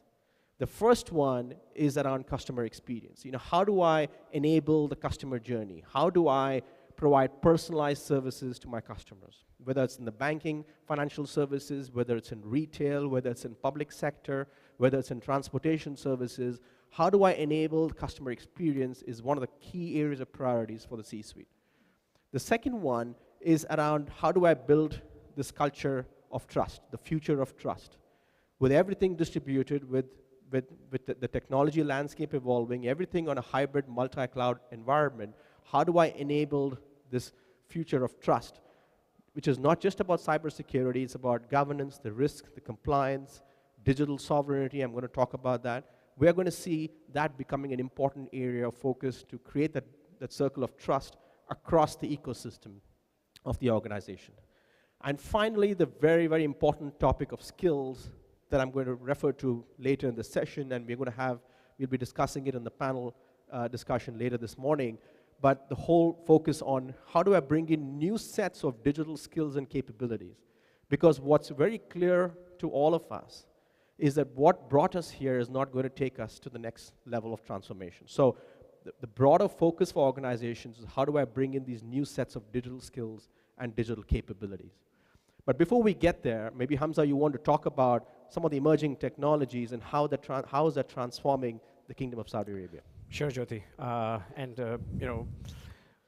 More than the technologies disrupting, the Saudi landscape or the tech market, it's the role of the CIO that we see evolving rapidly. So more than being a mere custodian of IT services, the modern day Saudi CIO has a seat on the table at the boardroom. He is driving innovation. He is driving product development, and some of that digital dream team responsibilities that you alluded to, Jyoti, are being managed directly or indirectly by CIOs, and this is reflecting in a fundamental change in organizational structures in the kingdom as well. When it comes to strategic ICT priorities, we are again seeing a lot of investments from Saudi CIOs in investing in disruptive technologies. This is primarily to get ready or to cater to the needs of their customers. They understand to keep their customers satisfied, to keep up with their evolving expectations. There's no space for legacy. This needs to be cloud-driven, data leveraged, agile model of engagement that customers now are seeking. At the same time, cybersecurity is a key focus area, and we will continue to, organizations are continuing to develop models of not just having a policy in place, but by excelling in having the controls, the visibility, and an AI-driven approach to security, which we'll talk about as well. Data remains critical, and unfortunately, it's very easy to talk about data, but when it comes to actually doing something with it, it becomes slightly more challenging. So if you are a service provider sitting in the room right now, there's lots that you can do in helping your customer in the entire data management, data governance journey. So at the same time, we're seeing Saudi organizations, close to 44% of them mentioning that modernizing their applications to get ready for the cloud era is going to be a key focus area going forward. So again, there's an opportunity in helping modernize, integrate with modern, infrastructure and platforms, and help the customers build those internal cloud excellence, whether it's on a public cloud, it's a private cloud. I think in a year or two, we're seeing, as the hyperscalers establish the footprint, as the local cloud providers elevate their cloud offerings, the market will become more and more twined, and the era of multi-cloud is going to become mainstream as well. And let's not forget connectivity. I think it's an overlooked aspect when we talk about digital, but to use these emerging technologies of IoT, of artificial intelligence, of edge, the level of connectivity that, or the access to connectivity that customers have will certainly need an upgrade at various levels. So it's again, organizations, Saudi organizations, especially the progressive ones, are cautious of it, and they are investing early to get ready for widespread adoption of emerging and disruptive technologies. The impact is there for all to see. So we spoke about some of the internal factors that Saudi CIOs are seeing from digital transformation initiatives. in terms of reducing cost, but at the same time, an equal agenda or an equally important dynamic of why Saudi organizations are transforming is to improve the customer experience. So it's a very interesting dynamic. Usually in a market, it's either loop-sided, either there are internal factors that are driving organizations to transform, or they are external factors. But in this case, we are seeing a blend of both internal and external factors. Skills, Jyoti mentioned skills. A close third priority of why organizations in Saudi are transforming is to retain talent. They believe that they need to give the modern Saudi workforce the right tools, the right motivation to drive digital engagements, both internally and externally. And this is emerging as a key focus area for them to drive employee satisfaction as well. A lot of impetus on data, not just for extracting insights, but to get ready for the era of artificial intelligence. So to have a dedicated AI strategy, step one is to ensure that the current data set that Saudi organizations use is reliable. So a lot of efforts are going in increasing focus on that particular area. There's lots more to talk about. I am a bit conscious of time, but I will quickly take you through some of our forecast and predictions around emerging technologies in the Kingdom of Saudi Arabia for the year 2023. We believe that by 2023, emerging technologies, which include artificial intelligence, big data analytics, the Internet of Things, and cybersecurity, will comprise of 1/4 of the total IT spend. We have been tracking this number, ladies and gentlemen, for the past several years, and it's never been this high. So the rate of growth that we're expecting from the kingdom on emerging technologies is growing faster, is fast outpacing traditional IT growth, which is again a reflection of what Jyoti was talking about when he spoke about some of the global dynamics. And it's not surprising to see that emerging technologies such as artificial intelligence, 5G, big data analytics, intelligent automation, as well as a concerted effort on transforming the entire application landscape through DevOps, containerization, microservices, rank as the top 5 priorities of Saudi CIOs in 2023 in terms of technology adoption. We have been tracking this particular stat for several years as well, and it's for the first time we are seeing that some of the more traditional services or technology areas or products have not featured in the top 5 when it comes to the technology appetite of the CIOs. So clearly, we're seeing that disruptive tech is no longer considered to be a fancy or an adventure. It is a necessity, and it requires the entire ecosystem to come together, whether you're a public sector policymaker or a technology vendor or a local service provider or a telecom operator, to all come together and drive that ecosystem-driven value that these emerging technologies necessitate. So I'm going to quickly run through high-level pointers on the top 3 emerging technologies, starting with the Internet of Things. Now, we expect IoT spending in the kingdom to touch $2.4 billion in 2023. And this technology is expected to grow at a CAGR of 12.6% by 2026. So it's a significant base. We are seeing 4 key trends that is driving the IoT growth in the kingdom. First and foremost is the ecosystem. So we're seeing global service providers come in. We're seeing the local service providers forge partnerships, have an integrated joint go-to-market approach in taking an integrated product to the end customer. And at the same time, the smartification of both the greenfield opportunities that exist, the Giga projects, Neom, Qiddiya, as well as the wider brown scale, modernization of the kingdom in terms of projects around residential complexes, smart cities, is again going to drive a lot of growth for IoT products across the ecosystem in the kingdom. Now, IoT is all about use cases, and it's all about the value chain. So whether you are a software or a platform provider, you're a security provider, you are a system integrator or a managed services provider, you're a sensor manufacturer, you're a connectivity provider, there is an immense opportunity to collaborate and create that integrated value by working with the ecosystem to provide that end-to-end integrated solution to your customers. And again, with the hyperscalers coming to town and with the hyperscalers, in fact, 266% is the growth that we have seen on the number of plans and announcements when it comes to the Saudi cloud and data center market over the last 3 years. So as that landscape continues to mature, data storage, scalability will definitely drive IoT platform adoption in the kingdom.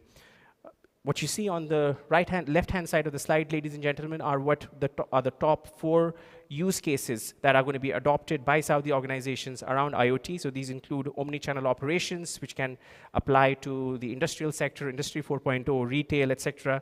A lot of focus on staff identification and a connected workforce, video surveillance, which is mandated and regulated in certain capacities, as well as parking management, which I'm sure is a challenge that all of us can relate to. But it's a growing market, and it's going to be augmented with the influx of artificial intelligence. So while artificial intelligence is growing from a smaller base, we expect it to grow at a CAGR of 36% over the forecast period and reach a spending of $37.8 million at the end of this year. Saudi organizations now have a dedicated artificial intelligence strategy. We spoke to several transforming organizations of various sizes and industries in the kingdom, and it's being looked as a standalone element of their IT or digital strategy. So about 75% of organizations are planning to invest in the most critical aspect of any artificial intelligence discussion that we're having, which is AI model security. It's understandable given the potential damage that can cause. And at the same time, industry-specific use cases are taking precedence, with close to 64% of organizations planning to invest in industry-focused integrated artificial intelligence use cases. It is still early days, so still, the lack of qualified data or reliable data to drive or analyze or test AI products and solutions remains a challenge, along with a globally consistent theme around AI skills. So about close to 50% of organizations cited that as an inhibitor, and another close to 50% cited that the current set of solutions that they're getting are deemed expensive.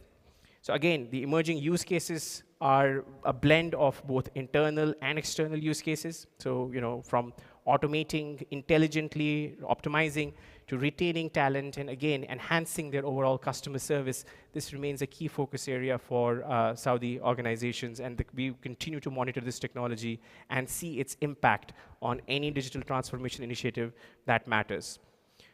Talking about what matters, it would be incomplete to leave you without giving you a perspective of how we see the Achilles heel of the Saudi IT industry, cybersecurity, evolve in 2023. We are seeing, as the ecosystem becomes more and more connected, we are seeing a lot of impetus from the Saudi CISOs, which is a very unenviable task as we speak, to manage the entire digital supply chain. That's a key gap and a key focus area, as well as still continuing to spend more on creating the relevant awareness when it comes to cybersecurity. So this relevant awareness is probably not something they invested in half a decade ago. Given the change in the threat landscape, we are seeing concerted efforts by the Saudi organizations to keep updating themselves and their employees on how to protect themselves in the digital era. And this probably will be obsolete in the next 2 to 3 years, given that we're approaching the world of the metaverse, and our cities and our giga projects take shape. So again, this will continue to evolve. There are still challenges around resources, around the volume and the tenacity of zero-day attacks, ransomware, and the fact that it's a highly fragmented ecosystem doesn't make it any easy. So if you are a security vendor or a security service provider, or this is a focus area for you, based on our research, the top 3 security solutions that will drive a majority of the security spending in 2023 are automated cyber response, zero-day initiatives, and complete asset visibility, which is critical for Saudi organizations to see and have that one-shot view of their security posture in the digital era. Now, before I pass back to Jyoti, I have not categorized cloud as an emerging technology anymore because we don't believe that cloud is emerging anymore. It's the foundation for any digital transformation initiative that matters. It's mainstream, and we're expecting the Saudi public cloud market to grow and touch the $1.6 billion mark in 2023, and we could expect the technology to grow continuously and at a CAGR of about 25% over the forecast period. Now, the competition is intensifying, which is a good thing for the market maturity. About 60% of Saudi organizations that we spoke to mentioned that they have some kind of plans to go with or explore an industry cloud over the next 18 months. So industry-specific cloud solutions are getting more and more in demand in the kingdom. At the same time, edge is a game changer when it comes to cloud. So this will definitely have a positive impact on cloud spending. And organizations now are dealing with multiple clouds, both public and private, multiple cloud providers to manage. So again, if you are a local service provider, there's opportunity in the cloud migration, in the cloud integration, as well as the cloud management that you could position to your customers. Jyoti will talk a lot about data sovereignty. I think this has been a key focus area for the kingdom, and it's a testament to how and why we are seeing localized investments around establishing a local base when it comes to data residency and sovereignty. About 65% of Saudi CIOs that we spoke to mentioned that they are willing to pay more if there is a sustainable IT solution that the service providers can offer. So when it comes to sustainability, I think this will become a major mandate or a KPI in the short to medium term as you converse and help your customers transform digitally. About 95% of organizations in Saudi Arabia are managing or experimenting or involved in some kind of a cloud model or a practice as we speak. So while 5% are still in the testing phase, the remaining of the 95% are at various phases. A majority of them are using public cloud for testing and development and to deploy production applications either fully on a public cloud or on a private or a hybrid model, whereas 20% of organizations are modernizing their current stack of applications to get ready for mainstream cloud adoption. 17% are already ready. They already have the cloud native applications, which is again a reflection of early market advantage, and they are lifting and shifting their key business applications, which are cloud ready, to the cloud. And 13% are still experimenting and driving use cases, which again represents an opportunity for consultative partnering for the local and the global providers to help elevate this segment of the cloud market to a more mature level. So cloud security is a key concern, and also what is a concern, I think Jyoti will highlight it as well. In some cases, the cost sensitivity and the technical silos and the liabilities to move from on-cloud to from on-prem to cloud have been cited as key challenges when it comes to cloud. So hopefully, I know that's a lot of information around so many different areas. Hopefully, I didn't overwhelm you. And I'm going to pass it back to Jyoti to talk about the transition and wrap up our session. Thank you, Hamza. And so there's a lot of information out there. I'm sure you'll need some time to absorb all of this. But I want to move to the final. We want to move to the final part of the session, which talks about some of the things that we expect to happen and transform our industries, but also transform the technology space. And if you think about the last 5 to 6 years, a lot of this transformation, and IDC came up with this term that we call the third platform, right? And all of you must have heard about it at some IDC event or a research report that we published.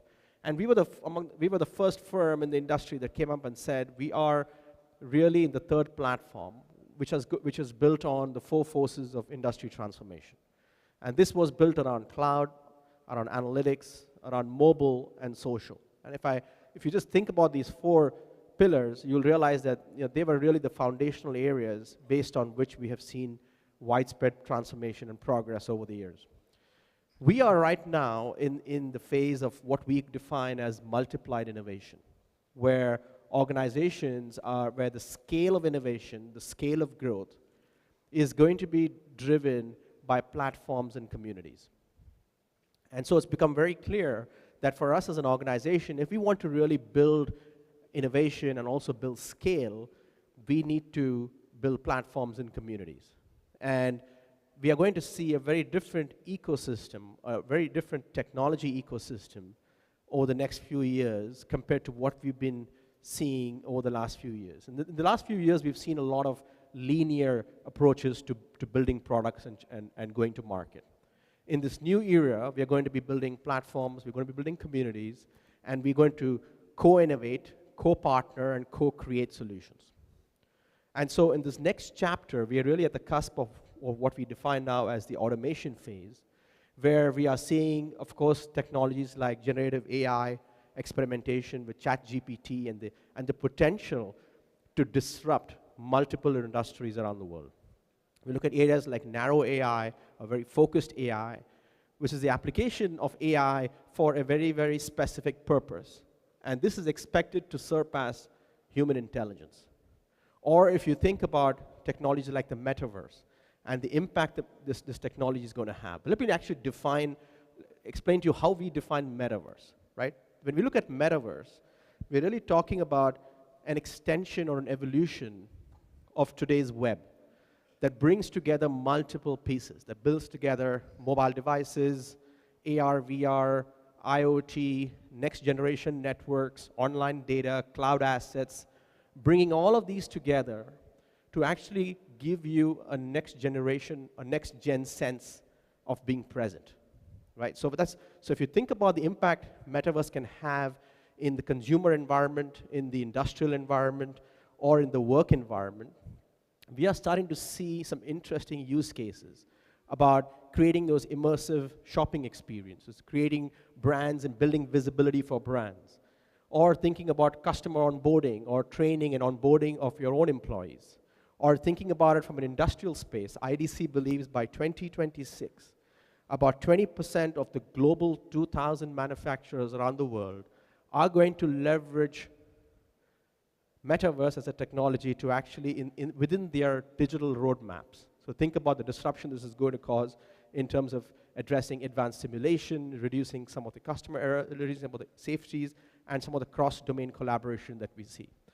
And with the metaverse exploding, it's going to see an immediate impact in terms of technologies that enable the metaverse, right? In terms of connectivity, in terms of devices, in terms of these next generation networks that's going to fuel metaverse. So we've spoken about the evolution of technology and where we're seeing this. We've spoken about metaverse.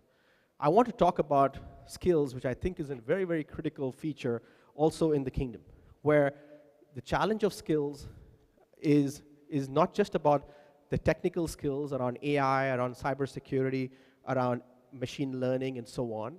It's also a combination of what we call some of the digital skills, right? So in terms of AI and in terms of DevOps, in terms of FinOps, in terms of low code, no code. It's also about human skills. It's about leadership skills. So organizations will need to take a full 360-degree view in terms of the skills availability and think about what would be your own strategy in order to bring in these new sets of digital skills and capabilities. And so you have to enable better experiences for your employees. You've got to create, of course, different working models. But we expect to see organizations selectively also use automation as a tool to augment some of the human skills with some of the machine skills.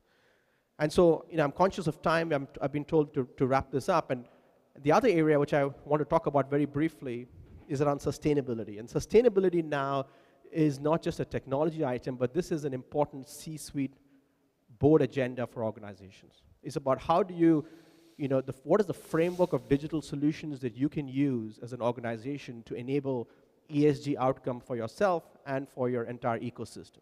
And this is being what I call driven from bottom up as well as from top down.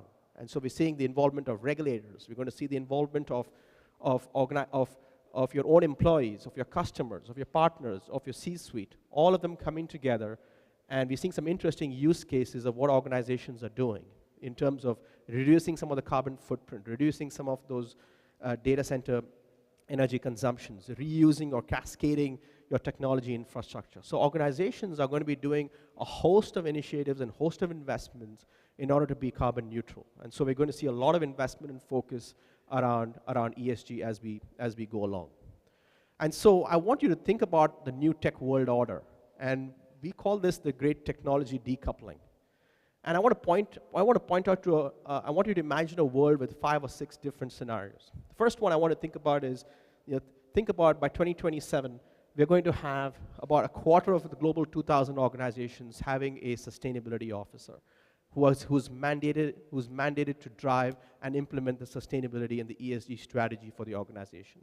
Think about the explosion in electric cars, and we believe by the end of next year, by 2024, electric cars are actually going to represent close to 10% of new machines and new vehicles sold in the marketplace, down from about 5% now. So it's going to double as a share of new vehicle sales. And that has profound impact in terms of overall policy around and driving public policy as well as ride-sharing policies.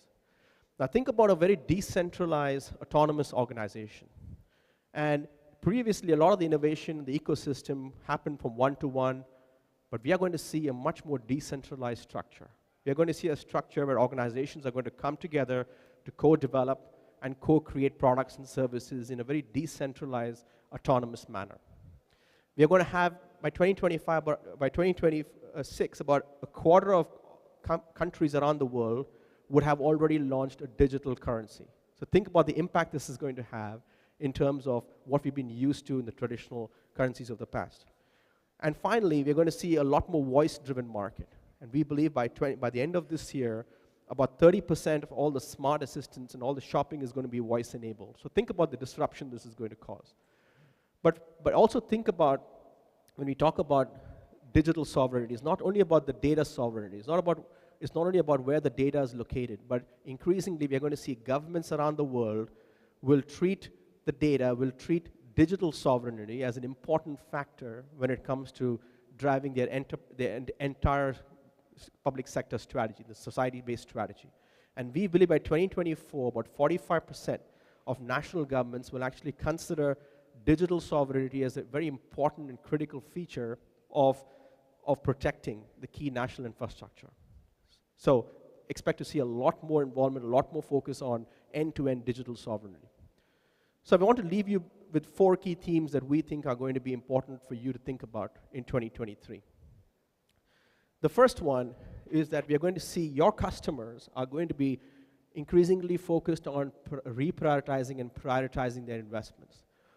Those programs and those projects that's going to bring them the maximum return in the lowest possible time, in the fastest possible time in terms of payback, is going to be prioritized over everything else. So we're going to see a lot more focus on digital business and some of these tech cutbacks.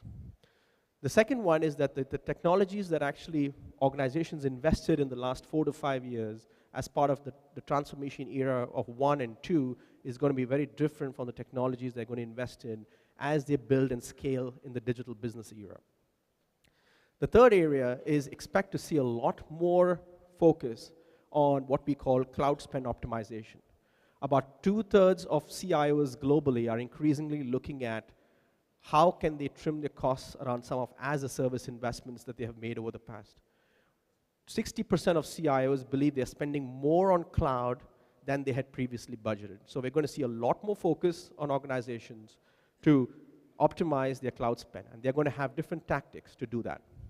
And finally, the focus of organizations will continue to remain on driving efficiencies, cost optimization, technology reprioritization, and focusing on those projects and engagements that actually give them those business outcomes that they desire. With that, I'd like to thank you for your time, and thank you, Hamza, for the opportunity, and we hope you enjoyed this session. Thank you very much. Thank you. Thank you, Jyoti. Thank you.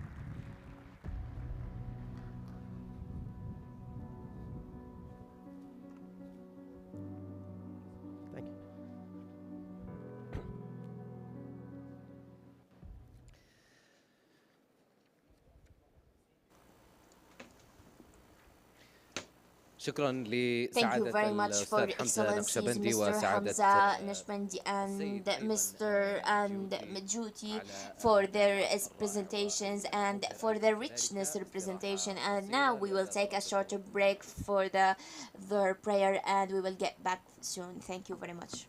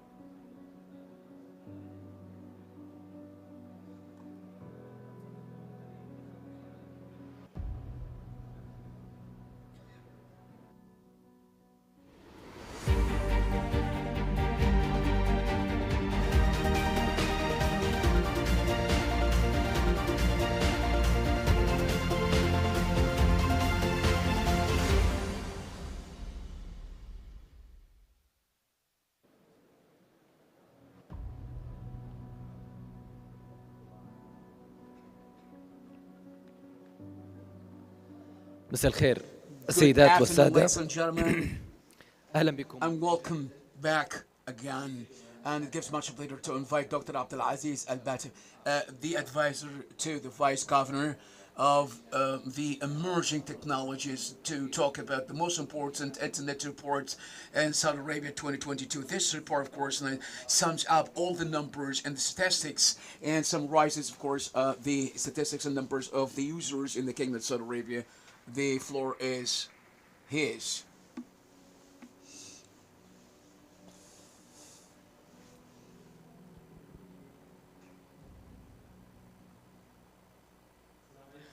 Godspeed and mercy be upon all of you, ladies and gentlemen, distinguished guests, your excellencies, your royal highnesses. Good afternoon. Welcome to the Indicators Forum of let's talk about, of course, the most important developments which are focusing on internet and the use of internet in the Kingdom of Saudi Arabia. This report was really very important. That and we know, we understand, of course, we realize the importance of internet as an integral part in the life of the individual and communities and the governments, as well as the private sectors. And we understand and we realize the importance of internet and its contribution to actually of course, to develop innovation, in addition to raising the level of efficiency and effectiveness of the services by the private and public sectors, and due to the role of the Information Technology and Communication Space Commission, which issues the second report for the year 2022, which actually covers the most important figures and honorable numbers about the national internet system, talking about the expansion internet all over the Kingdom of Saudi Arabia.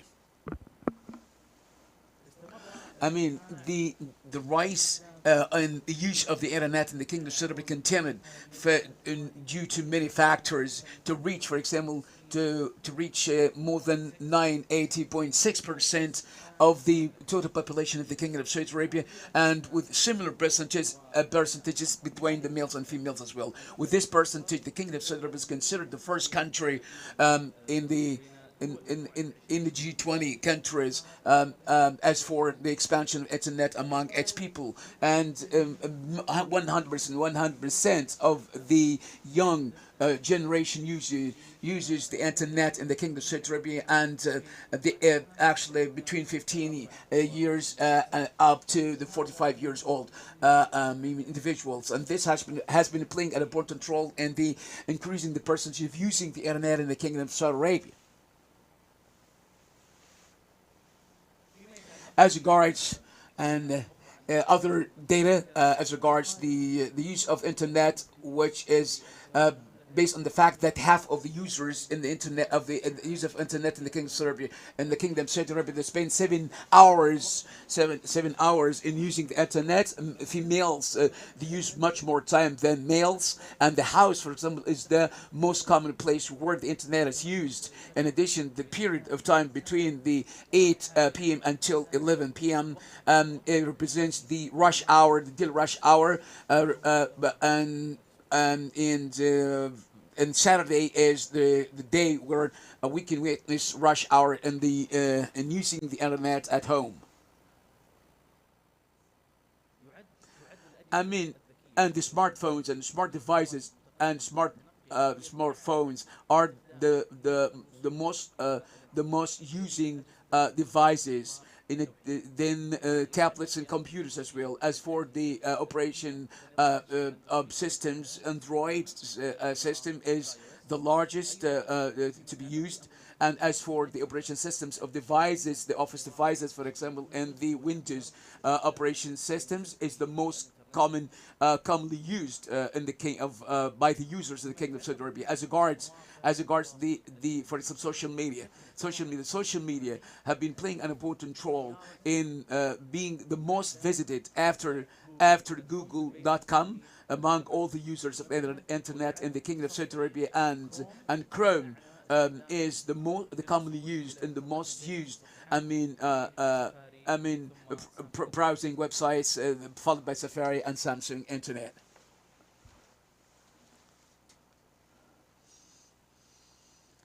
As regards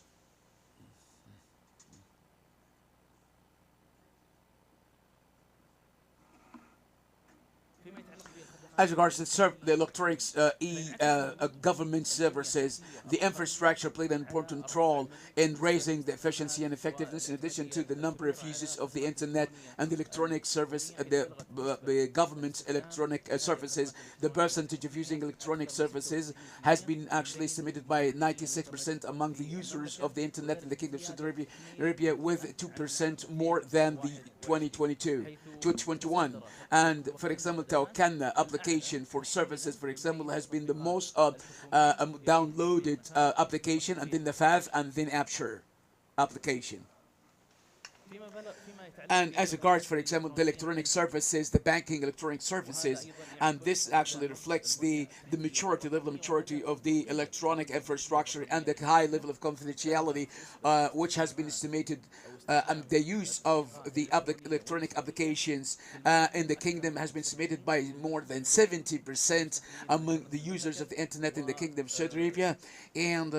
And the Al-Rajhi banking application came in the first position among all the banking applications, in addition to STC Pay and as for example, e-commerce, or just like e-commerce, there is a very strong competition. The percentage of shopping of the internet has been submitted by more than 62% among the users of the internet in the kingdom, with, for example, the superiority of females against males in the use of the internet, and clothes and shoes are the most bought commodities and goods as well. In addition, I mean the local electronic sites and websites, for example, came in the first position and came before the international websites as well. And the application Shein website and application is one of the most important and the most downloaded applications. Then Noon and Amazon come one after another. As regards the applications of social media applications, I mean WhatsApp came in the first position, and the highly used application among by the users of the internet, exceeding the percentage of 91%. By the users of the internet Kingdom server, and then Snapchat and YouTube. And as regards the most common application of social media, I mean males came in the first place before females, except Snapchat application, which was more used by females. As for the most downloaded applications, as for the smartphones stores, TikTok came in the first position and came before all applications as regards the number of downloading and Tawakkalna services, in addition to the FAV application. As regards, for example, the electronic games and the smartphones are considered the most important platforms through which and the electronic games can be accessible. And not only this, but of course it can be practiced and can be and in addition, with a slight difference, with PlayStation FIFA application was commonly used and commonly, then PUBG game, and then Fortnite. As for the internet infrastructure and the digital internet infrastructure, and according to the fourth quarter of the year 2022, I mean the speeds of the download of the internet, of mobile internet services, has been estimated more than 180 megabit in seconds. And what made this actually this growth is the expansion of the 5G, estimated by 340 megabit in second. The Kingdom of Saudi Arabia is one of the most important 10 countries in the world in the mobile internet speed. As for the fixed internet service, I mean the speeds of the of the downloading of the fixed internet, more than 107 megabit in the second, exceeding 12% more than the year 2021. And as regards, for example, the volume of the data mobility and the data traffic, I mean, it has been actually estimated in both networks, in the fixed and mobile, has been estimated by 35 million terabyte, and this is a very big number.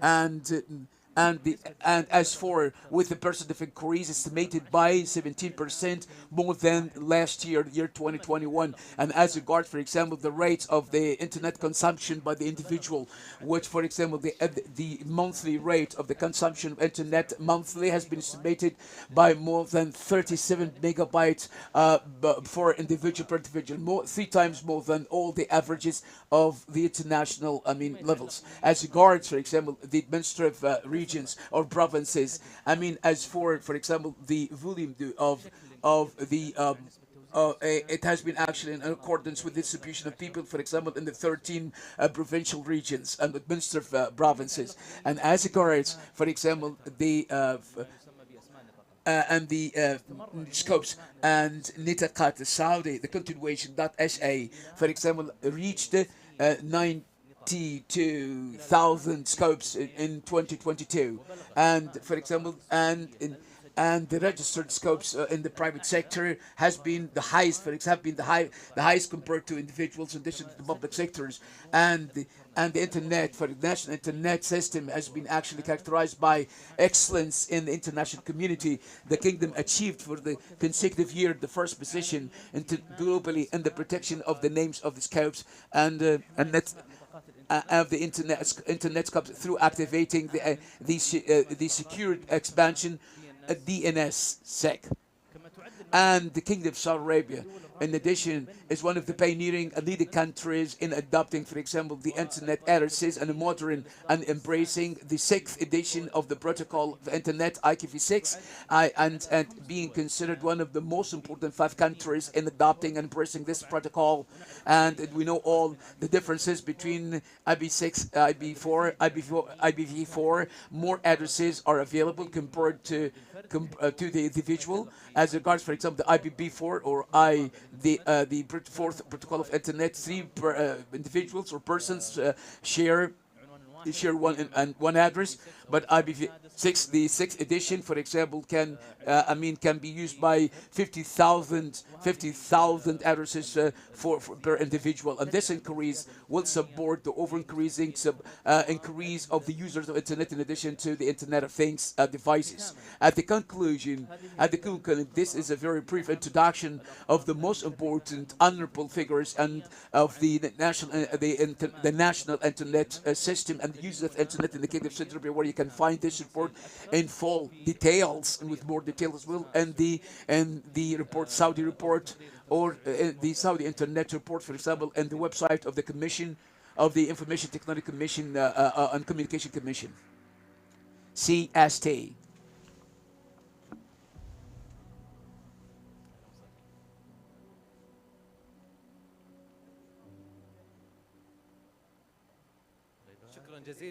Thank you very much, Your Excellency Dr. Abdelaziz, for this important presentation. Ladies and gentlemen, and now we're going to discuss the technology market developments, the priorities of the market, where the investors, for example, need to identify to benefit from the available opportunities in the market of internet. Here, GT Lala Shandani is invited to moderate the second session of the forum under the title of Expanding the Scope of the Digital Businesses so as to fulfill the expectations of the digital economy and the Kingdom of Saudi Arabia.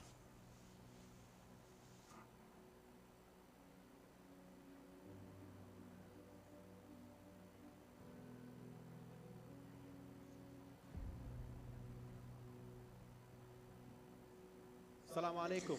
God speaks from upon all of you, ladies and gentlemen. مساء الخير جميعا السيدات والسادة، أهلا. إنه يسعدني أن أعود مرة ثانية إلى المسرح لأقف أمامكم ونحن كنا نشعر بثارة كبيرة جدا من خلال تلك المناقشة السابقة. To be moderating the session over the next 45 minutes, and it's an honor to have a conversation on stage with some of the respected thought leaders here in the kingdom, and to take some of our conversations forward and get some perspectives from the industry. We've been discussing transformation, we've been discussing the role of the transformation in terms of the digital business era and the truly digital economy aspirations, or the digital economy aspirations of the Kingdom of Saudi Arabia. And as we all realize, this is a very, very exciting time to be in the kingdom. And I have the privilege and honor of visiting the kingdom since the late 90s, and I can see the rapid and massive transformation that we see. And it's a testament to the Vision 2030 is a testament to all the hard work and the aspirations of building this digital economy and wider ecosystem. So to take this conversation forward, I would like to call on stage our panelists who will be joining me to discuss some of the core areas that we've been talking about this morning. We'd like to talk about, what does the kingdom need to do in order to take us to the next stage of building this digital economy. What do we do about these new sets of digital skills and capabilities that we need to bring into the kingdom in order to take us to the next chapter? We'll talk about innovation. We'll talk about how organizations are innovating here in the kingdom. We'll talk about sustainability and how important that is in the context of the agenda of the C-suite. And we'll talk about various other emerging technologies that we've been discussing today. And what role do these emerging technologies have in taking us to that next stage of development and next stage of aspirations of building a truly digital economy here in the kingdom. I'd like to call on stage, first of all, Mr. Salman Fakir. Salman is the Managing Director of Cisco Saudi Arabia. Salman, please welcome. Can we have a huge round of applause to each of the panelists?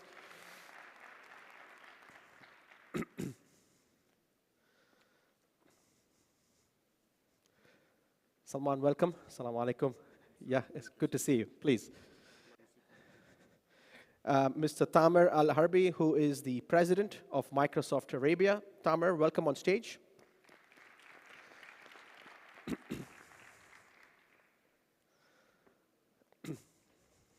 Welcome, sir. Good to see you. Mr. Majid Al-Otaibi, who is the Chief Business Officer at Mobile.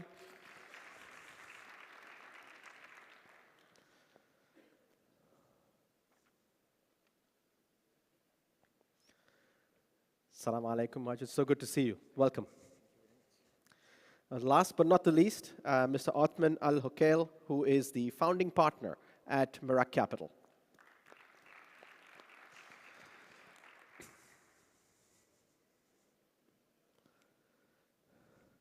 Salam. Good to see you. Please.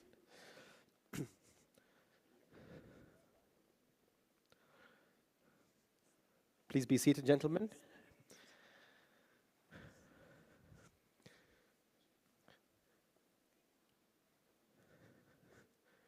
So I have the honor and privilege of posing questions to you and engaging in this conversation.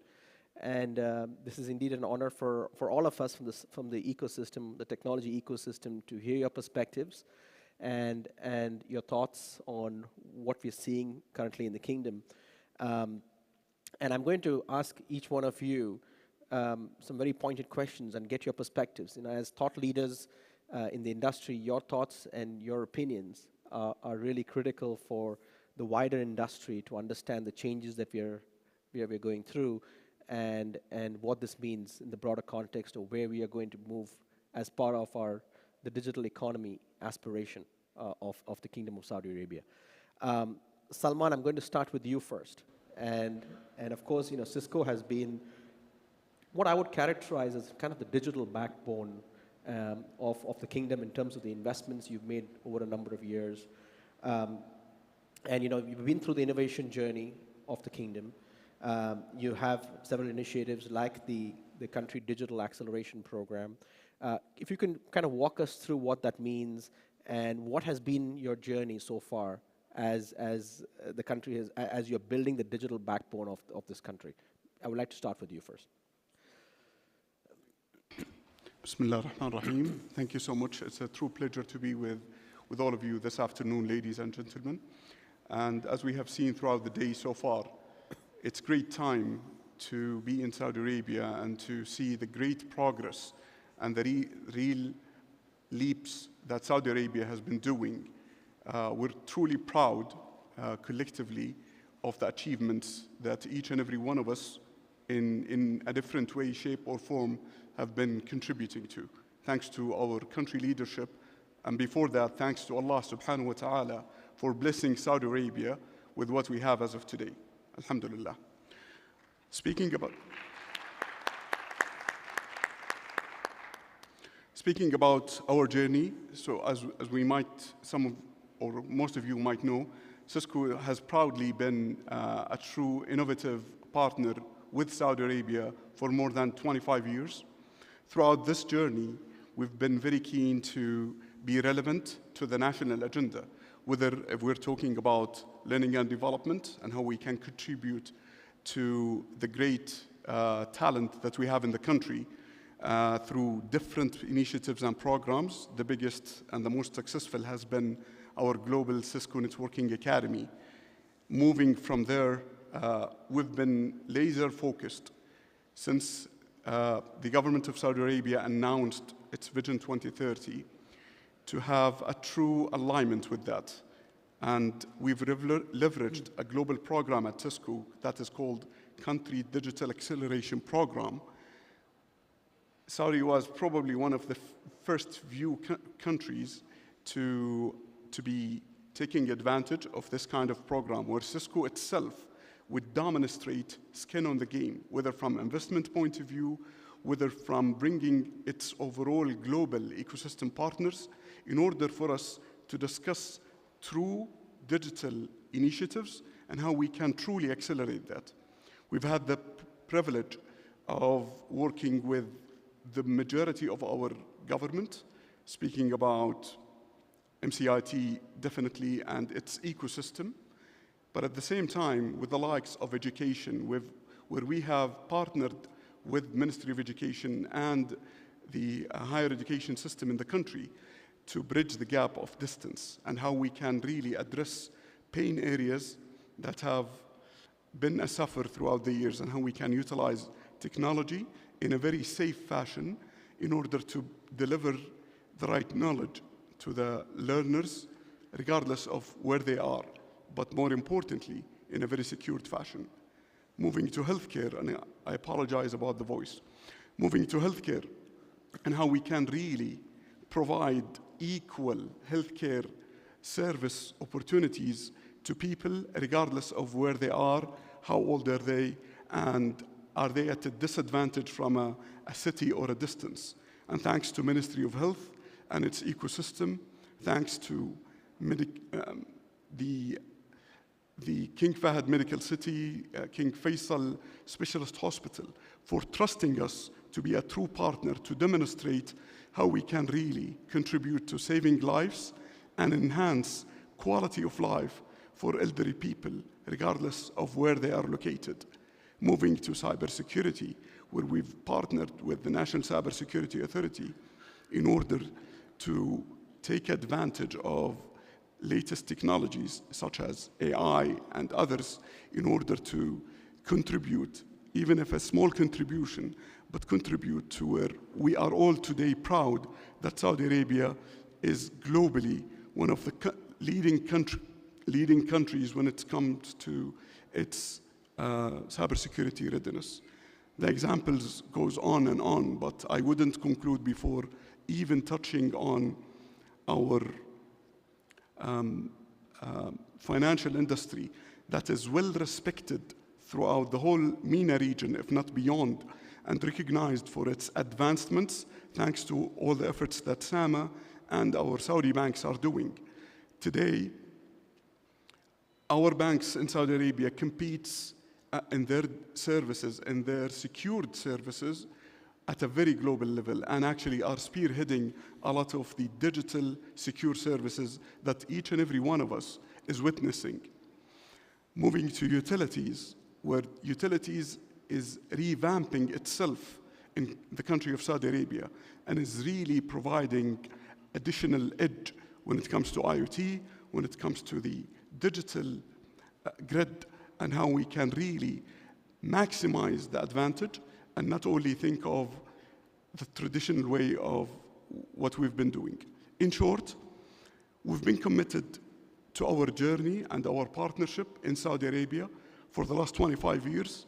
We're doubling down and we're further committed to take things at a faster pace and with additional investments for the upcoming period, inshallah ta'ala. And we will walk the talk, especially to confirm the commitment and the intentions that our chairman and CEO shared with government leaders throughout the last year in several forums, where we are doubling down our investment as well as doubling down our contribution to the learning and development journey and to the acceleration of the digital journey of our beloved country, Saudi Arabia. Thank you. Thank you so much. It's really encouraging to see the continued investment that Cisco is building here in the kingdom. And you've been, of course, been here for many, many years, well-established player, and to see you double down on the investment is a really good, sign and a really good news indeed. I want to turn, shift gears, Majid, Mini, just to get your perspectives. You are, of course, a well-respected leading telco, and the telcos have gone through massive amount of transformation by itself. You are not just a service provider, but now are really a digital, part of the digital ecosystem. And as part of your own efforts here in the country, I'm aware that you have an ecosystem-based play of working in across different partners and bringing the ecosystem together to provide these services. Give us your perspectives on how Mobily is kind of shaping the digital transformation journey of organizations here in the kingdom, and how are you working with that ecosystem-based approach to bring those results? Thank you very much. First of all, let me just thank everybody who attended today and who presented what we have seen this morning, because this was a dream years ago, and a lot of companies started to believe in it. Government was driving it. Today, it's reality. And personally, I feel very blessed to be in the digital domain, in the ICT domain, which is contributing almost in every other sector and industry with its what can be offered. So you can find the digital and ICT technologies doing a specific role in all other industries: health, education, retail, energy, and others. So this is one point that I just felt and wanted to share with everyone. So whatever efforts, whatever investment that we put in this is going to pay back for sure.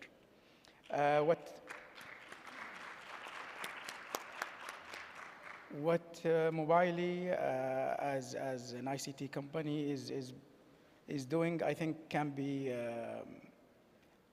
described that we focus on three areas.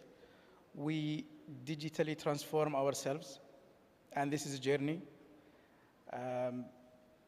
We help in transformation with some key verticals.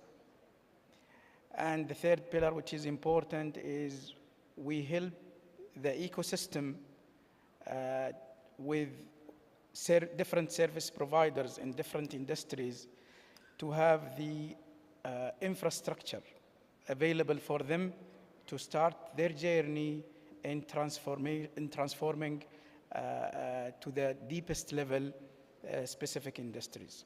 So we enable them with infrastructure like cloud, like enabling IoT with the latest standards across the kingdom.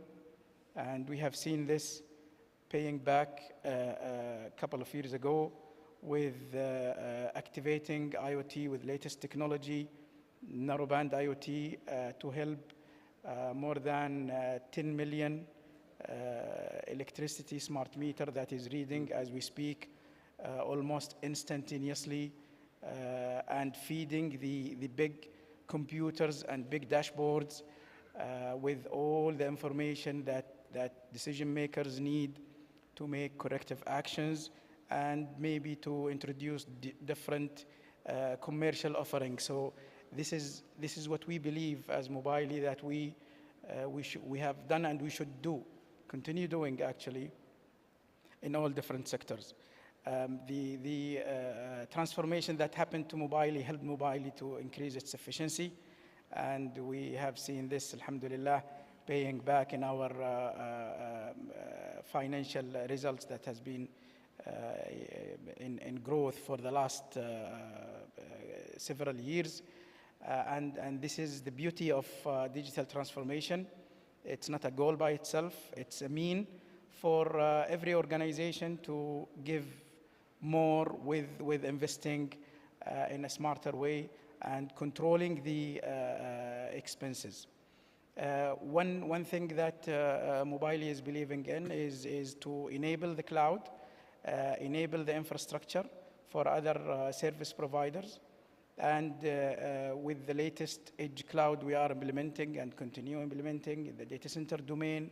For example, we helped different industries, and we are very proud to be among the partners of Ministry of Health and their transformation that everybody living in Saudi have seen during the pandemic, and how things were digitally monitored and helping everyone to know exactly what is going to happen with his, for example, appointment or vaccine and so on.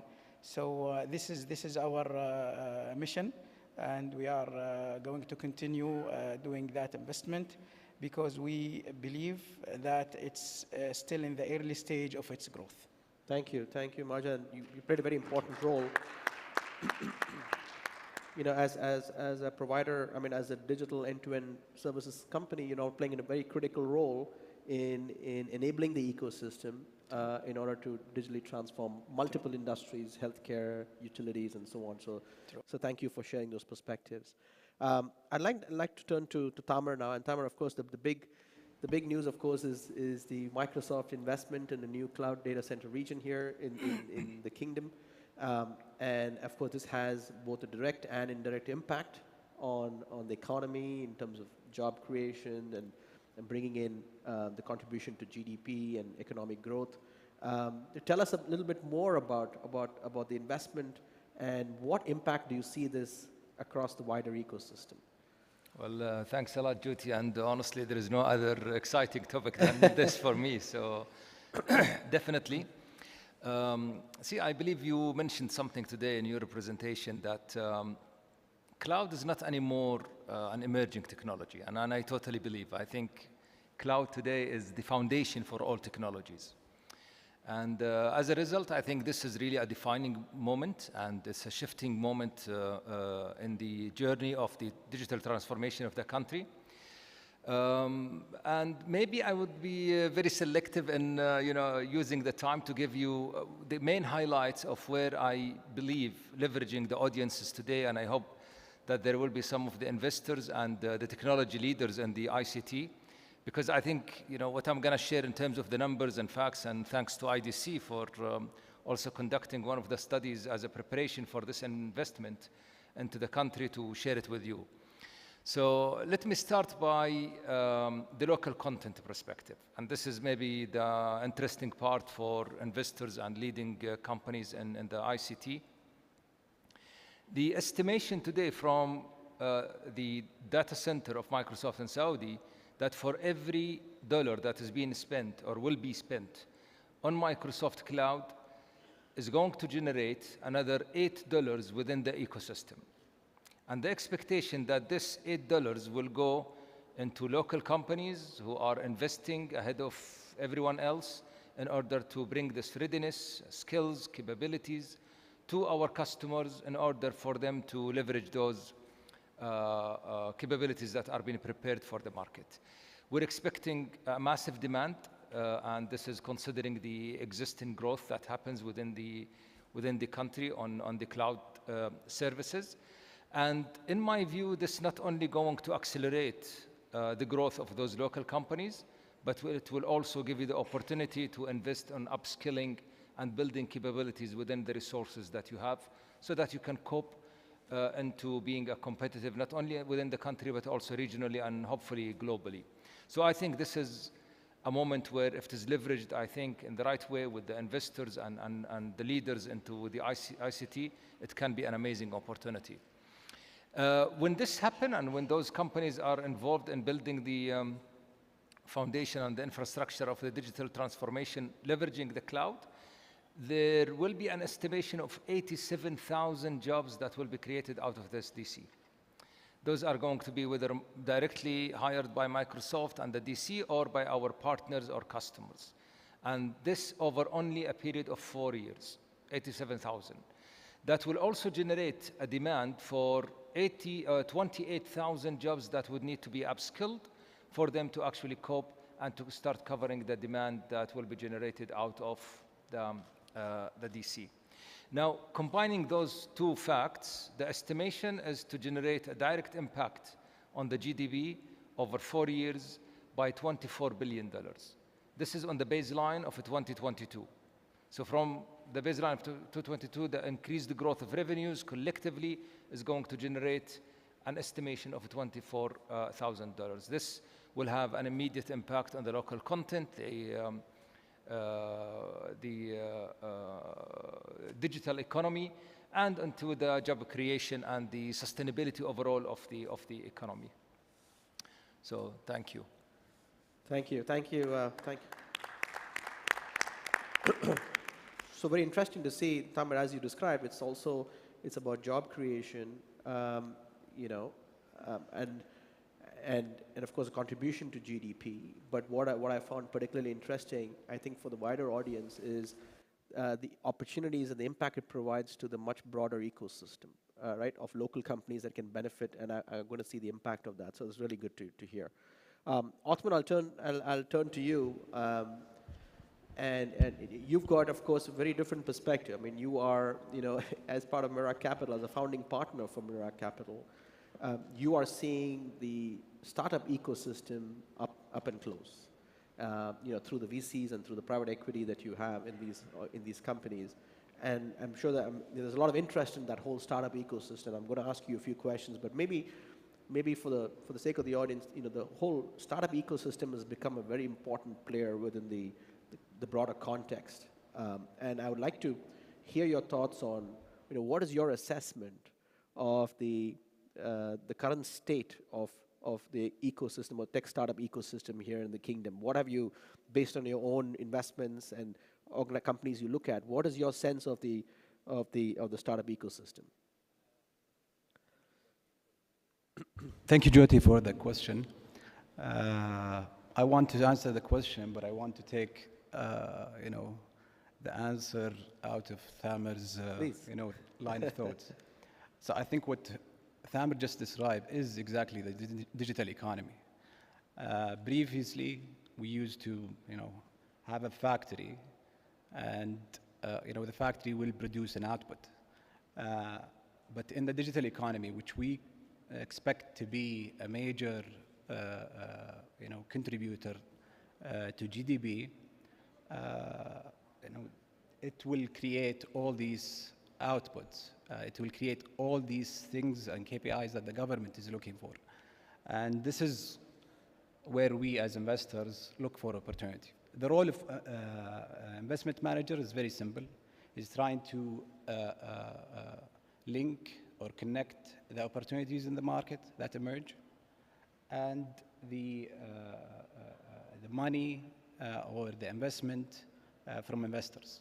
And there are a few initiatives that happened in the last few years that really, you know, worth giving a highlight to.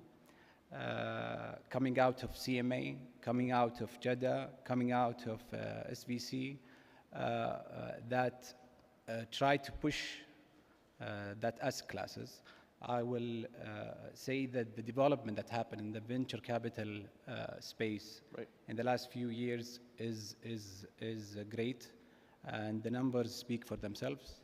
There was also a regulation for credit market, and that's also happened within the last year that came up from the CMA, Capital Market Authority, and that also we expected to contribute in designing products that is needed or are needed to the market. And the other side, the opportunity side, we see activities from MCIT where they're trying to,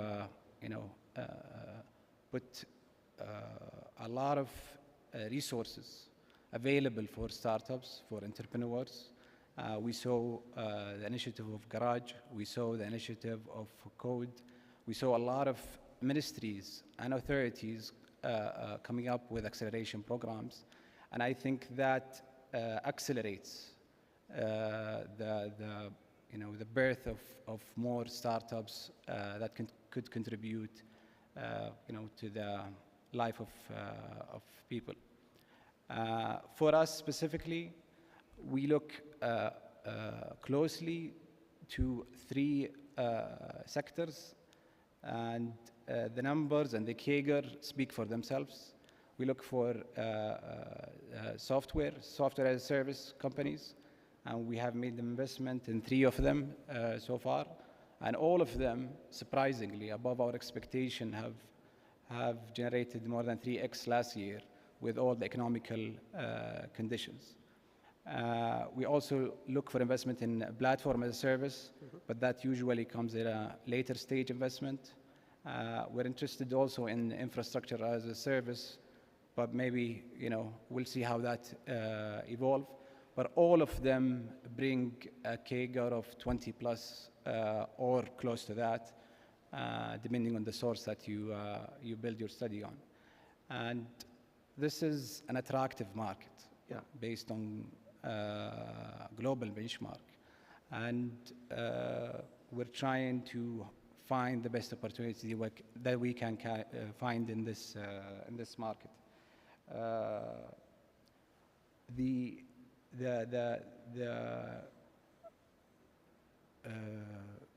idea that I have here, or what I encourage people, I encourage investors who have investment allocation to consider seriously the technology space in the coming years. And I encourage also, tech, general entrepreneurs or tech professionals to play in that space and to consider that space. The emerging opportunities that we see are going to be great. The resources that we see coming from the government are a lot, and we think that it's going to be a successful journey. Wonderful. Thank you, Othman. Thank you for sharing those perspectives. And I'm going to pick up on a couple of those comments that you made and ask you some follow-up questions, because I think we're all quite curious to understand, what is it that you look at when you make those investments. Of course, the CAGR and the rates are interesting, but are there any other areas? We're going to drill down and double down on that. Marja, I'm going to turn to you. I'm changing the order a little bit just to make sure that our panelists are focused and awake. So Marja, I'm going to turn to you. And I know this morning we've been discussing a fair bit about some of these emerging technologies, and in the context of driving innovation, I'm very curious because you've got a kind of frontline view. Which specific technologies did you see gaining more traction based on your interaction with customers and your internal teams? What are the emerging areas that you think is becoming extremely critical and important? I don't think it's like one technology. Again, it's integrated technologies that will provide the real value to the end user, being B2B or consumer. Availability of data centers is essential. Cloud is going to be within these data centers, and it's going to play a big role in enabling different service providers to bring their software as a service and put it in. It helped a lot of different customers today to get what they want on the most efficient cost manner, OpEx, for example, instead of building or acquiring the entire system. Right. The other infrastructure that is going to continue playing big role is the 5G, and I think investment is ongoing since years. The coverage is in very good shape today, and it's going to be continuing. This is another technical infrastructure or technology infrastructure that is needed. On top of that, IoT is going to be very essential also. And then on top of that, you have the emerging technologies that can get the most out of these technical infrastructure and transform it to real value that the end user can touch and feel. And we are in the early stage today in that investment. AI or metaverse, or it's coming. Yeah. AI, for example, as we have seen in the morning, it start to get traction, and people are saying this year we will invest that much of value. And I think it will fly, since all the ecosystem infrastructure, which is time-consuming infrastructure to be built, I think it's already there in Saudi, and I will not be surprised to see these emerging technology find their routes to the growth very soon. Right. So these are the technical infrastructure that I expect to help and continue playing role. Perfect, thank you. And I think it's quite consistent with what we see as well, so I'm glad to see that kind of validating some of that. Salman, I'll turn to you. I mean, of course, Cisco is, as the enabler of the digital backbone. Of course, you are in, on the security side, the IoT side that Marja spoke about, the collaborative applications, and from what we understand, of course, AI is embedded kind of pretty much at the back end of this within your solutions. Are there any interesting use cases that you perhaps would like to talk about when we talk about the broader context of the whole smartification, so to speak, of the Kingdom of Saudi Arabia? Are there interesting use cases around some of these technologies that you would like to showcase and talk about? Sure, with pleasure. So at Cisco, when it comes to, let me go one step back. And before I do this, I'd like to congratulate Tamer for the great announcement that they've done. And we would like to encourage all the hyperscalers to really bring their investments and contribute to realizing the full potential of this market. And once again, thank you and congratulations. Back to your question, Cisco has been investing every single year north of $6 billion just when it comes to research and development and innovation. Big part of this would contribute to the likes of IoT, cybersecurity, AI, etc. But we reached some kind of a framework where the likes of AI and others would be embedded pillars in any innovation that we bring into the market. So there are 5 main pillars that Cisco would ensure would be embedded in its offerings and solutions. Those would be definitely AI and how we can leverage the power of AI in those solutions. Security by design as well as by implementation, etc. So secure by design, secure by implementation, and secure by practice. And then we go also to sustainability, how we ensure that our solutions would be sustainable.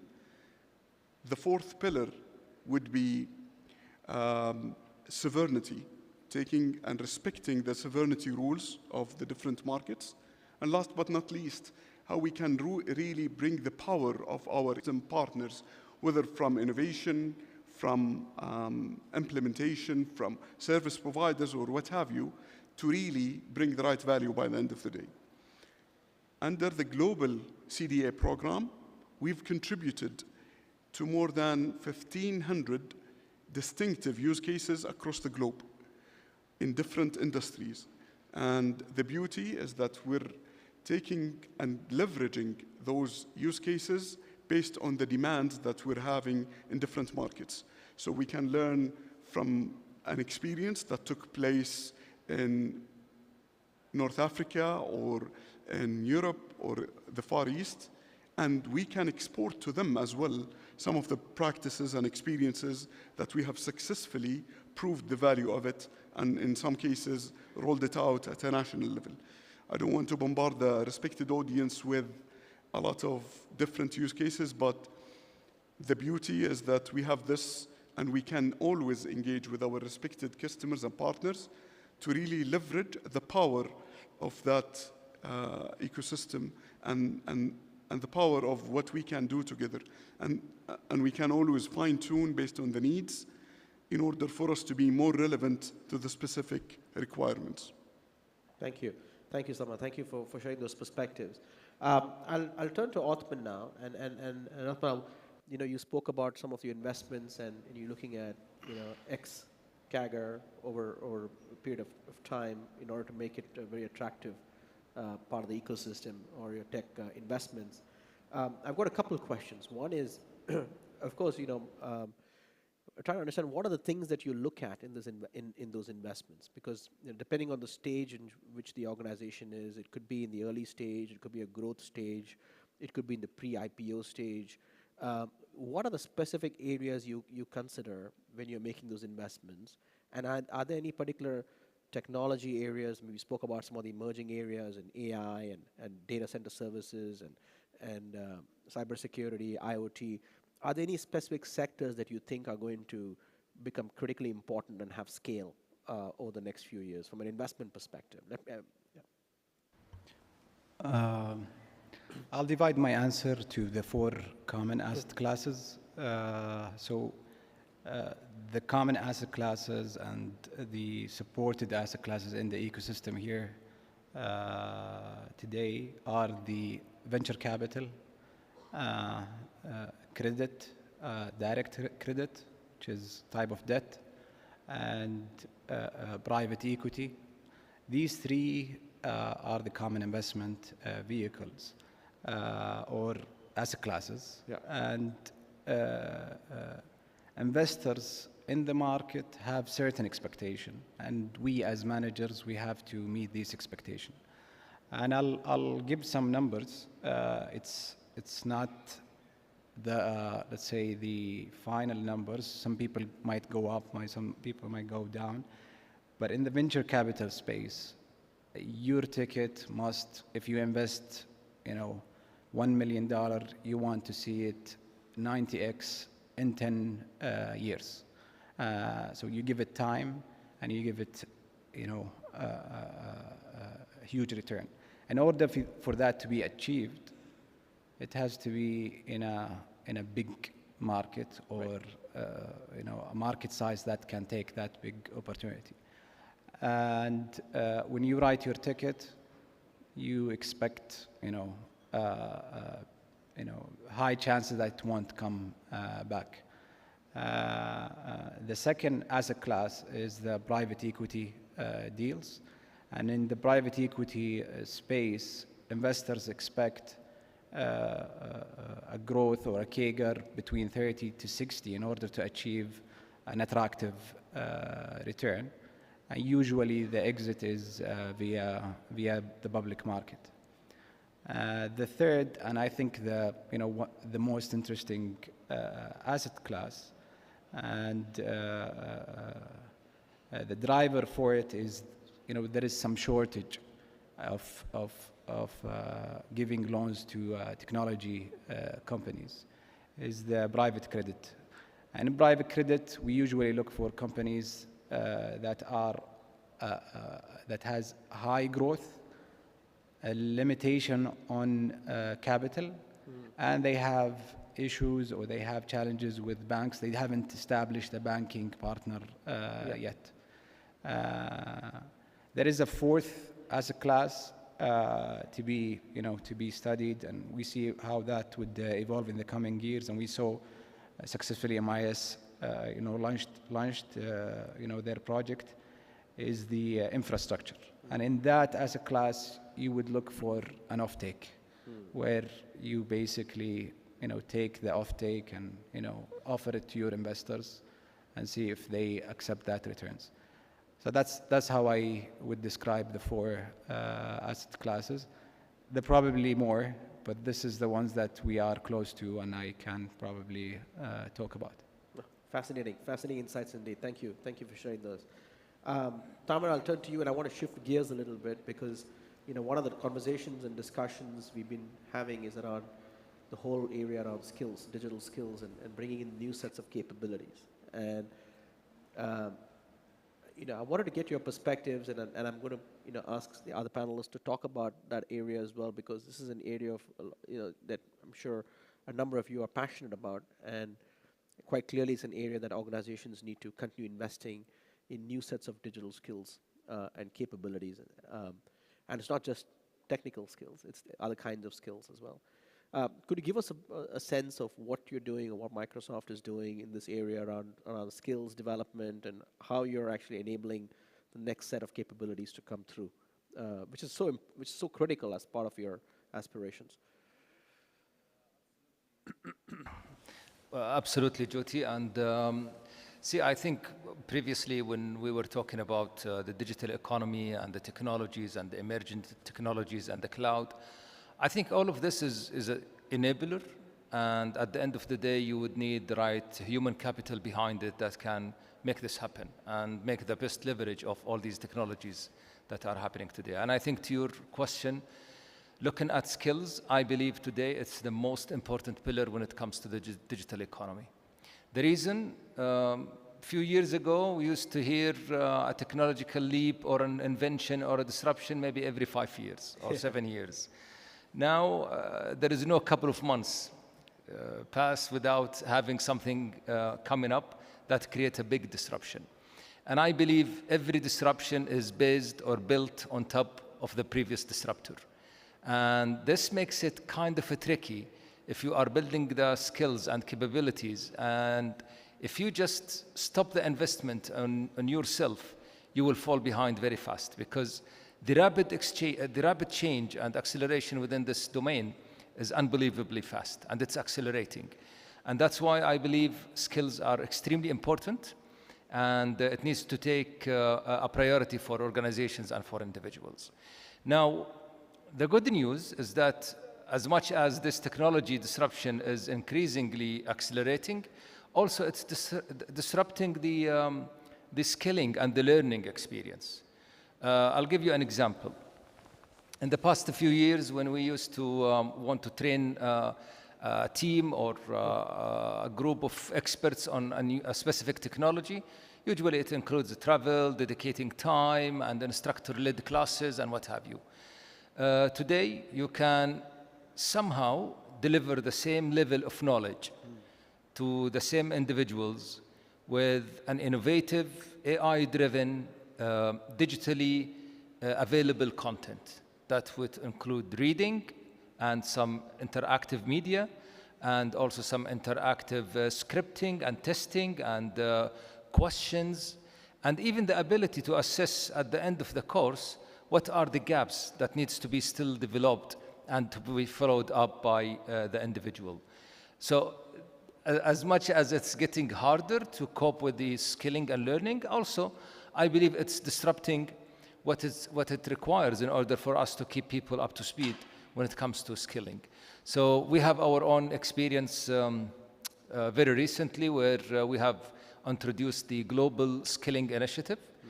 And just within the region, we've had almost 1 million people in the first few months benefiting out of this experience. And it was based completely on what I just explained, where it is 100% digitally driven content. And I believe today, if we look at majority of the skilling initiatives that we do within Microsoft and within the organizations that we interact with, it's always based on this digitally AI-driven capabilities. Very interesting. So how do you enable those experiences and reskill using AI and other tools? So yeah, quite interesting. Majid, from your own perspective, how do you see Mobali in terms of the investments you're making in new sets of capabilities and skills and digital skills? Are there any interesting perspectives that you can share from your own experience? Um, I think it's the most important element of the equation, and I second what Thamer mentioned.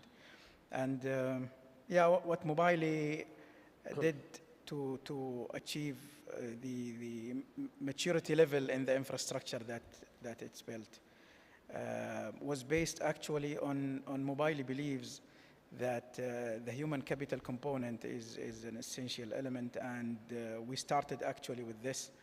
And this belief is among the entire company, starting from the top. So it starts from continue investing in its programs related to attracting the youth, like elite program that we have in Mobile, and enabling them and getting them exposed to a live infrastructure. I believe more or less more than 500 to 700 talents during the last couple of years get exposed to commercial narrowband IoT in a way or another, cloud, 5G, and this whether they continue in Mobile or moves within the market, that is going to help enhancing the level of expertise with hands-on experience in the entire market, Saudi market.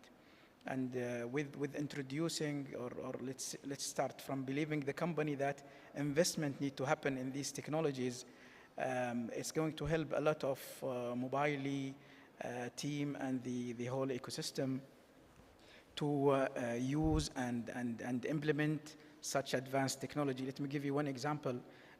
Mobile implemented the first narrowband IoT with specific protocol in the globe in partnership with Qualcomm to achieve the maximum possible distance of coverage for narrowband or machine to machine from Mobile towers with a radius of more than or around 25 kilometers, wow, which was not imaginable actually. Of course, and this was done by engineers in Mobile, of course, in terms of implementation and support with a global manufacturer and leader for this, which is Qualcomm. Similar thing happened with the cloud. We have a team who is monitoring 24/7 the implementation and the virtualization of live customer data using Mobile cloud in critical industries like health.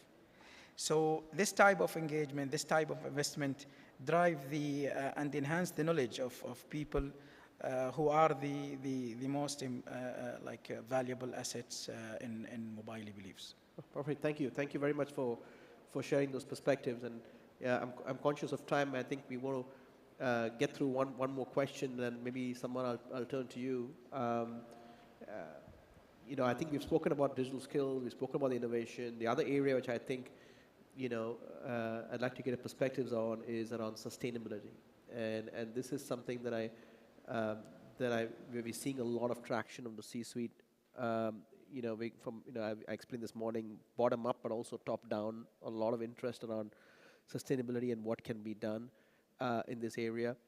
From your own perspective, Salman, can you share maybe, what does this mean and what role will this play, as we kind of transform our economy? What role will sustainability play, and how important is it going to be as a consideration moving forward? Sure, with pleasure. And if you don't mind, with your permission, I'd like to double down on skills. It's dear to our heart, sure, especially that this year Cisco globally celebrated its 25th anniversary for the Networking Academy, yes, throughout which we've contributed to the learning journey of more than 17 million people across the globe. In Saudi Arabia in specific, we've contributed to the learning journey of north of 250,000. And since we are today celebrating the Global International Women's Day, it's worth highlighting that in Saudi Arabia, we are enjoying above average and actually one of the highest percentages when it comes to female penetration for learning and development. So across that program in Saudi, more than 34% was the female penetration. And we are seeing the numbers of female contribution doubling, whether in the workforce or in the learning and development opportunities. And we're doubling with that. So we're committed globally, regionally, and in Saudi Arabia to double down on our focus on learning and development. And in line with my colleagues have mentioned, the whole thing is shifting dramatically. In the old days, you need a classroom, you need an instructor.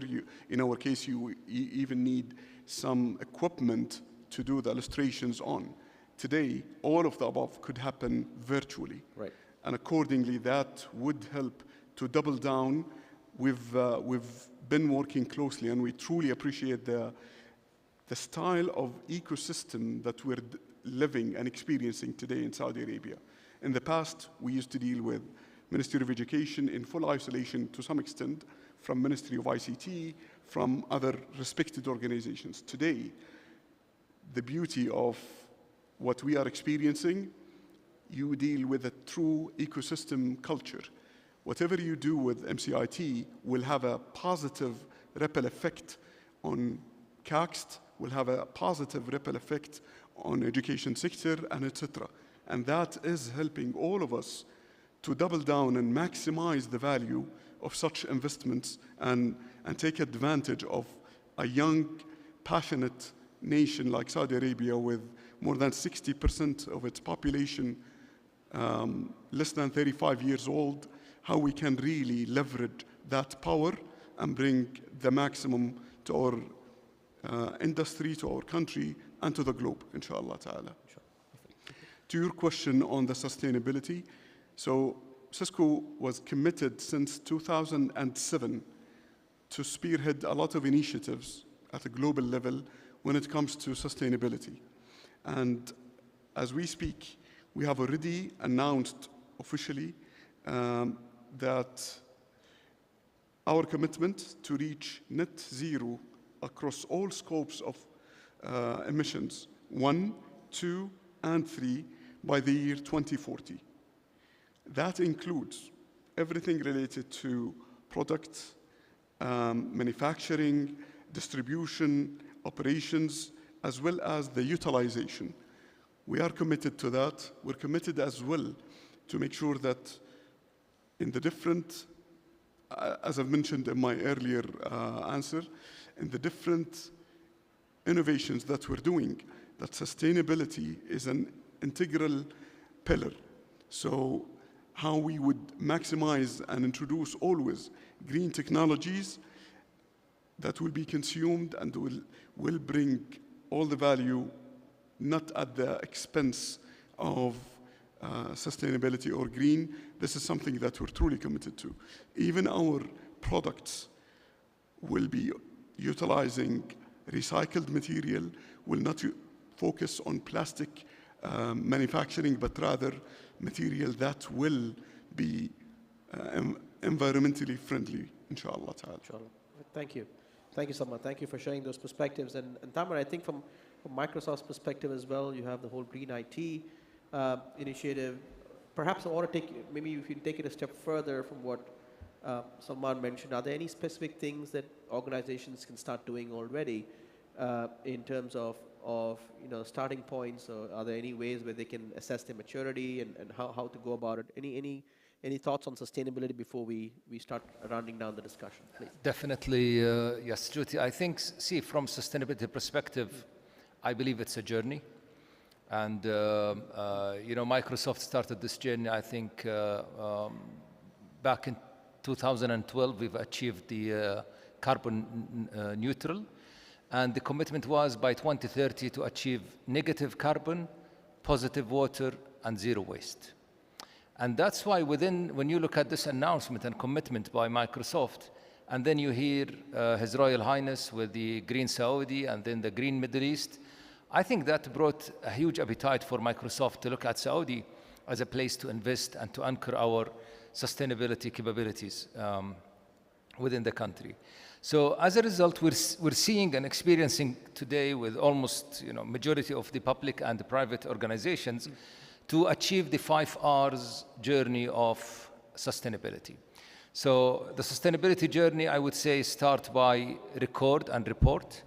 And to achieve those, Microsoft have been developing what we call it the Sustainability Management Solution, or Microsoft Sustainability Manager, where it can help in the most cost-efficient possible way, I would say, to record and report your carbon emission, regardless of the industry that you are operating in, whether you are a public service organization or you are an aviation. So that is applicable in whatever the industry is. And then once you are able to record and report, then you can identify the areas of improvement. Then you go to the second phase, which is the other 3, which is reduce, remove, and replace of your carbon emission. And with that, we provide a partnership with our customers, whether that from bringing experiences around the globe. And I'll give you one example. Just by migrating DCs from on-prem to cloud, you can achieve immediately 98% of your carbon emission. And you can achieve another 93% of your power efficiency. So those are 2 immediate benefits that you can have right away. And this is applicable in whatever industry you're operating in. Of course, what I'm referring to is those carbon emission that is initiated or emitted by the technology environment that you are operating. So that's why I believe Saudi is the right place to actually bring our expertise and knowledge and capabilities when it comes to sustainability, as it is in line with the 2060 objective that was announced by the country. Thank you. Thank you, Tamer. I'll turn to Othman. I think we want to maybe initially start winding down the discussion. We're slightly behind schedule. So from your own perspective, Othman, if you can share with the audience any final thoughts from your side. We've got the industry here. What are the areas that you think that they need to navigate through and focus on as we build this whole digital economy aspiration in the kingdom? Your final thoughts. Sure, Jyoti. First of all, I would like to thank the CST for organizing this. I'd like to thank IDC for putting this together. I think something more like these sessions, where the private sector is engaged with the public sector in their situation, in their challenges, and their opportunities that they see in the market, is a very needed thing, where you discuss and debate and understand. The session that we had today about that you put together was very rich, and I think the data that you put together was very rich in a way that it opens our eyes to these opportunities. And I think it opens investors' appetite, not only from Saudi Arabia, even from people outside. So I think one of the things that I would encourage is more engagement between private and public. Yeah. Communication of plans is key, and we saw that in multiple domains, especially the ones that I'm close to. There is good and clear direction, at least, for the next 5 years, where you say, okay, me and the other players are all aligned in that direction.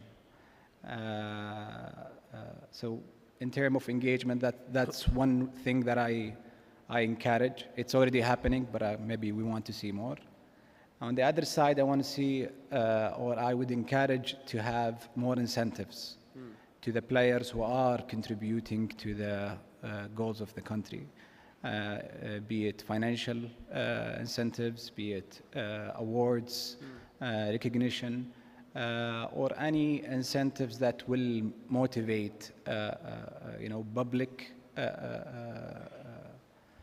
sector or the private sector in order to, improve the ecosystem, generally speaking. And I would end with that. This is how I see it. Thank you for that. Someone, any final comments and closing remarks from your side? Well, thank you so much. I'd like to genuinely thank CST and IDC and the respected audience and speakers for such critical forums. It's always a great opportunity to exchange thoughts and insights. And more importantly, we can always build on top of the great accomplishments that we've had. Let's be very transparent. Saudi has been perceived as a consuming nation for quite some time. We are proving to ourselves at the first place and to the whole world nowadays that we're not anymore a consuming culture and nation, but rather spearheading a lot of activities and initiatives and thought leadership. And such forums would enable us to connect the dots. Thank you. Thank you so much.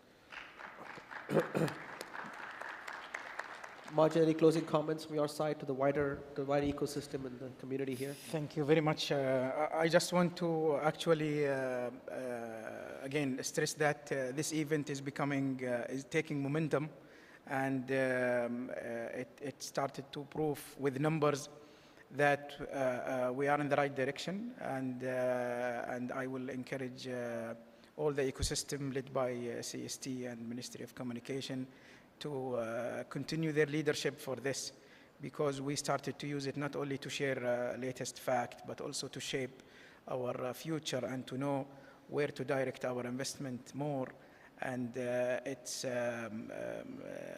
as Salman mentioned, showing where did we reach in terms of implementing technologies in the right way, and sometimes leading in such implementation in a way that show the value of the innovation happening. And I think this is to continue, because it's one of the pillar that we as a country counting on to reach the goals in the Vision 2030 economically and also other aspects. So thank you very much. Thank you, Majid. And some final comments, Tamer, from your side before we wrap the session? So I would say maybe two things. The first one, I don't believe that there is any lack of technologies or innovative tools. I think they are available.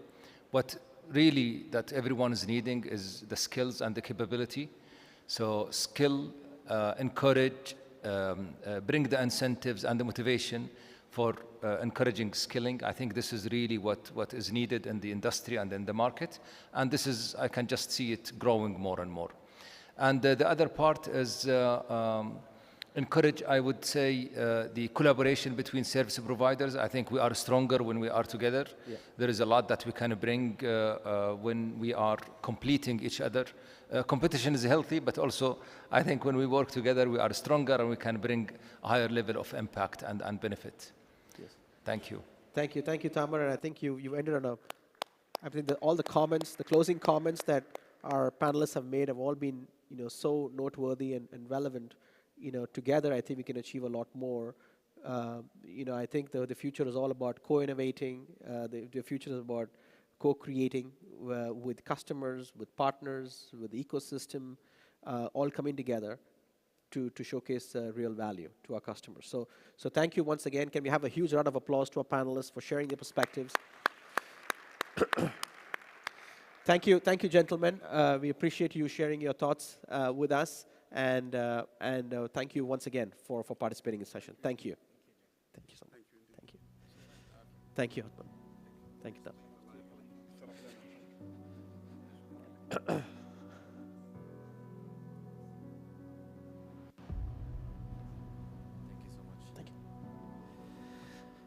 شكرا جزيلا للأستاذ شكرا. Thank you very much for G2 Lala Shandani and His Excellencies, our speakers in the previous session. Ladies and gentlemen, and now we will display a short video in order to know the award of the best that of the CST that will the Commission encourage in order to achieve to raise the enhancement of the efficiency.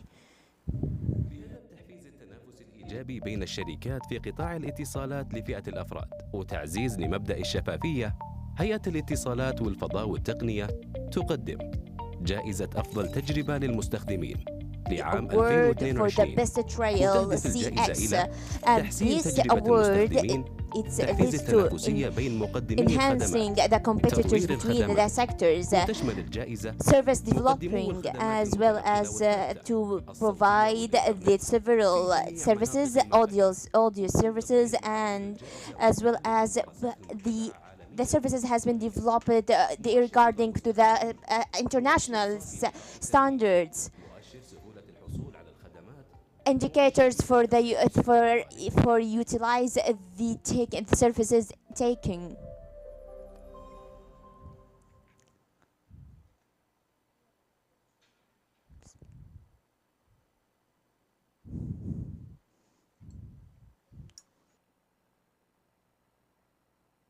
السيدات والسادة، Ladies and الآن gentlemen, حان وقت and تكريم now we الفائز would like في to النسخة الثانية to من honor جائزة أفضل the تجربة the للمستخدمين winner خلال of العام the المنصرم. award CX, and it will دعوة be such a سعادة pleasure نائب to محافظ هيئة to الاتصالات والفضاء invite والتقنية بقطاع His التنظيم Excellency, والمنافسة the المهندس عمر CEO of الرجراجي the للصعود للمسرح communication and the space, and مجددا، wants to come وتكريم to that الشركة event and to الفائزة award في جائزة تجربة the winner المستخدمين في عام company in 2022. 2022.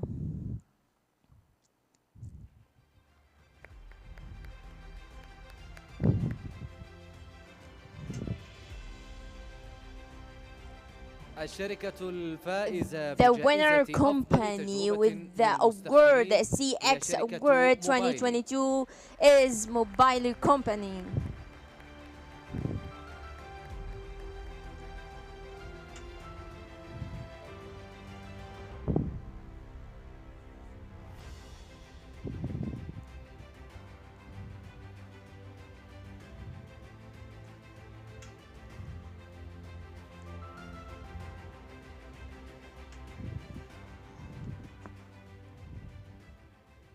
كل التهاني Oh, والتبريكات congratulations to للشركة Mobile Company and الفائزة for all the for في the النسخة workers الثانية and من for جائزة أفضل the تجربة employees للمستخدمين for this خلال award.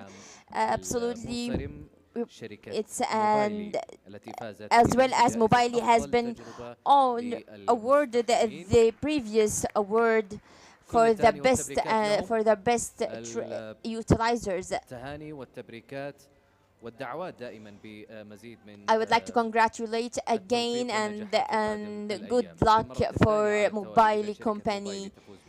So it's their second winning.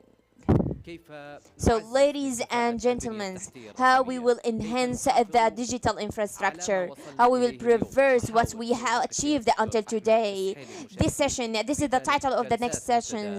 We will start with the third sessions entitled the Enhancing the Digital Infrastructure. So, Dr. Mohammed Ahmad, please, the stage is yours.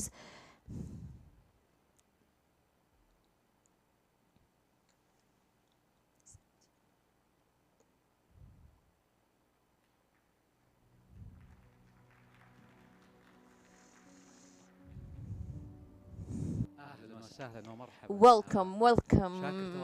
Thank you very much for attending. It was such a prolific forum, and I was so glad to be here. Mr. Aim Ahmed, the chairman of the Red Sea Group. I will not talk about the Red Sea and the infrastructure of these projects. However, soon we will announce a lot of information related to that topic. However, it will be such a pleasure to be the monitor of this session and to provide you with the best solution, with the best information as the previous sessions. And without further ado, let me start with welcome our speakers for this session. Mr. Ahmed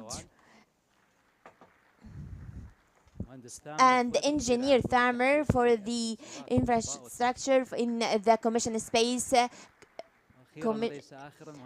And the last but not least, Mr. Saud.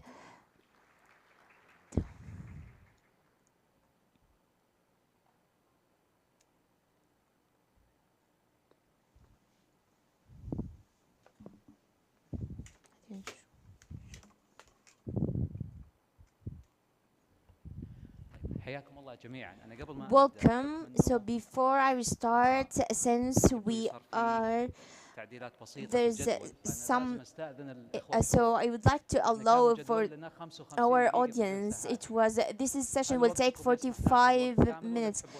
Do you think that are you agree to stay for the 45 minutes, or do you want to cut it down?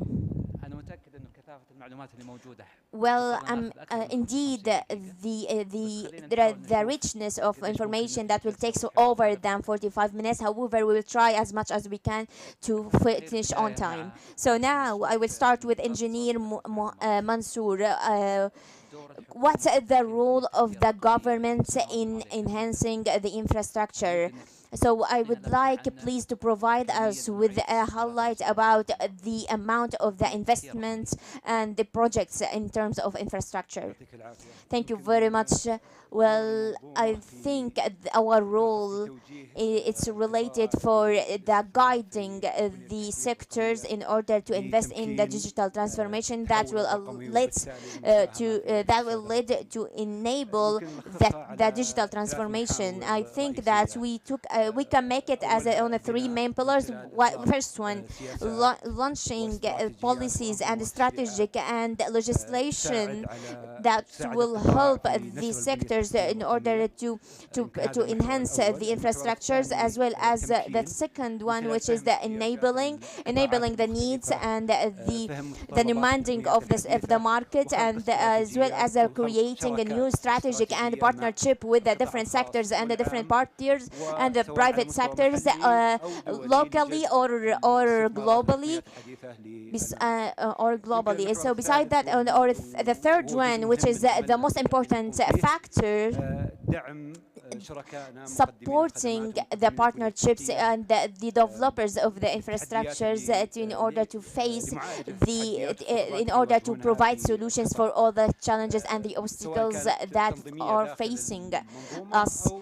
So this is our main points. As in addition to that, we would like to provide also support and financial support for the non-profit institution, since we can recognize the capacity and the size of the kingdom is very big, and the transmission and of the digital transmission is very rapid change, and that will provide the support in certain areas.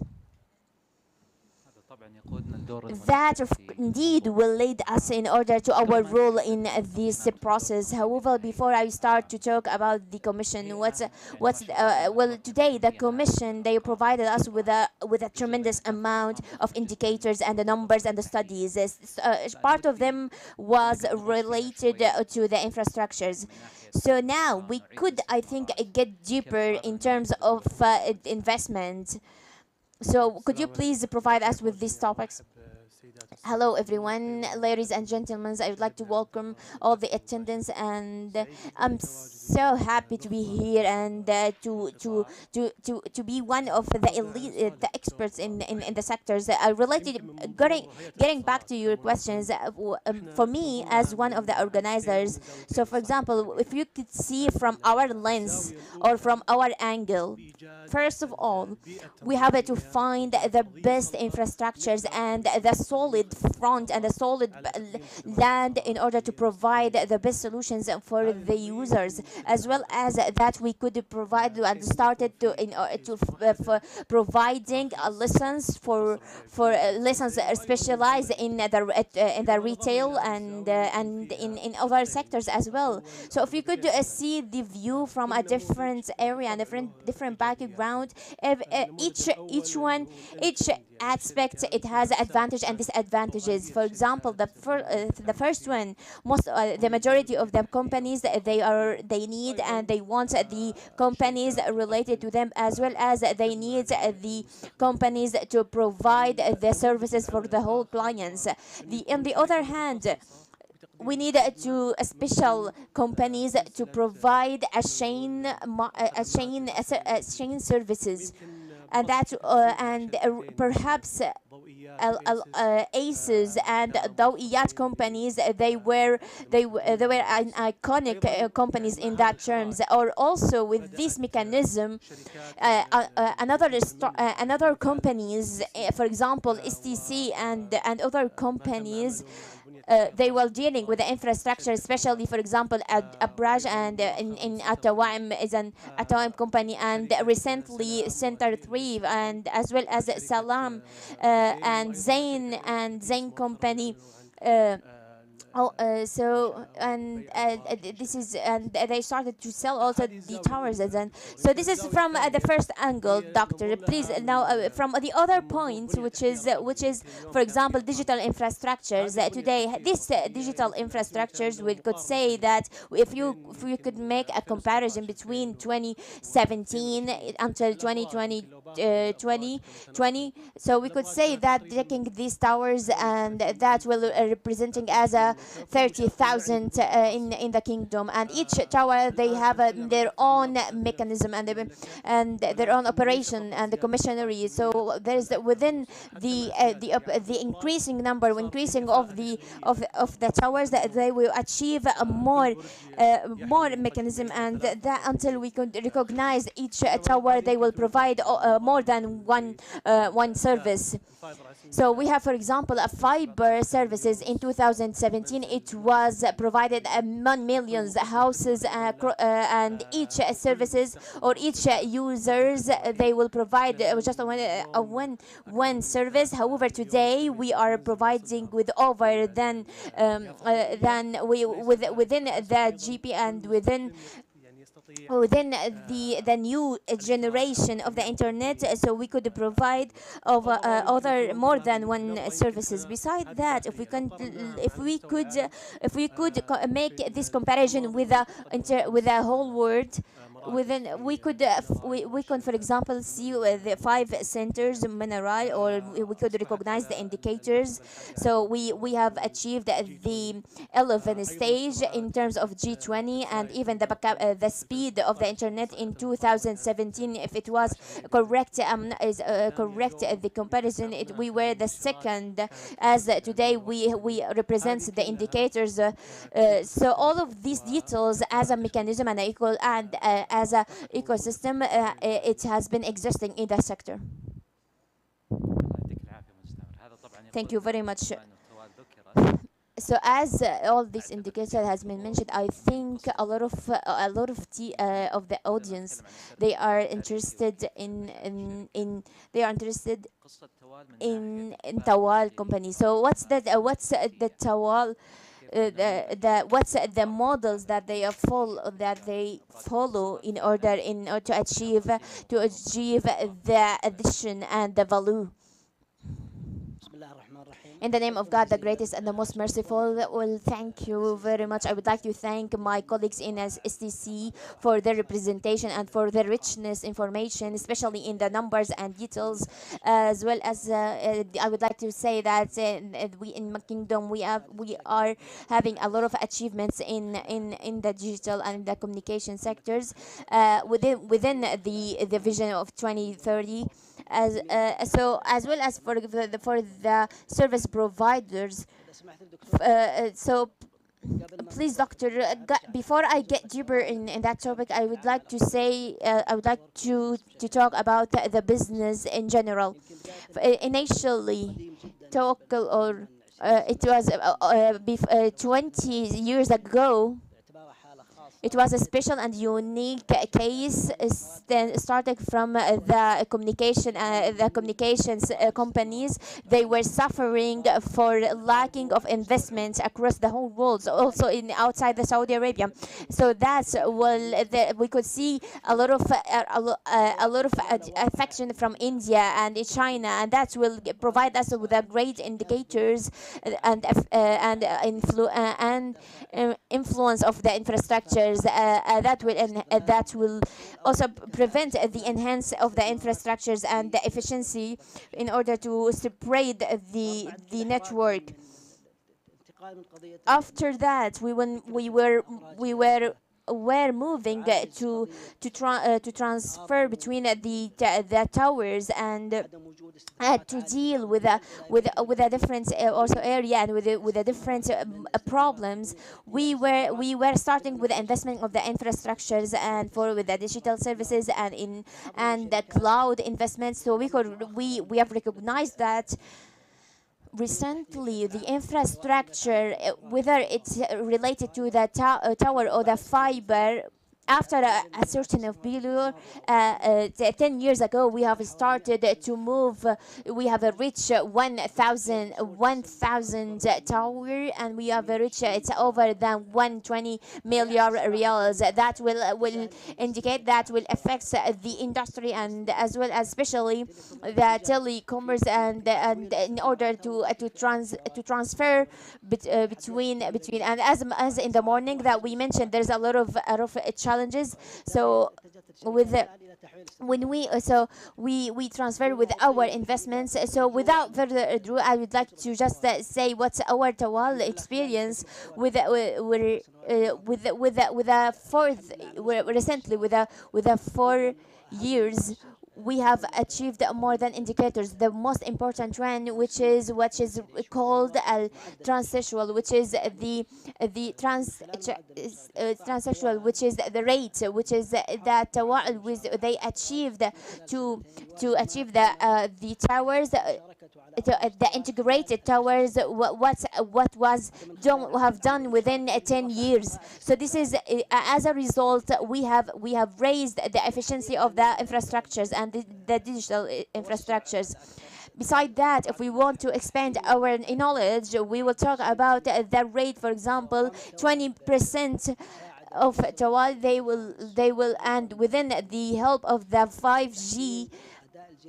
That will enhance the performance of the 5G, and with as a result they will affect 70% of increasing the revenue.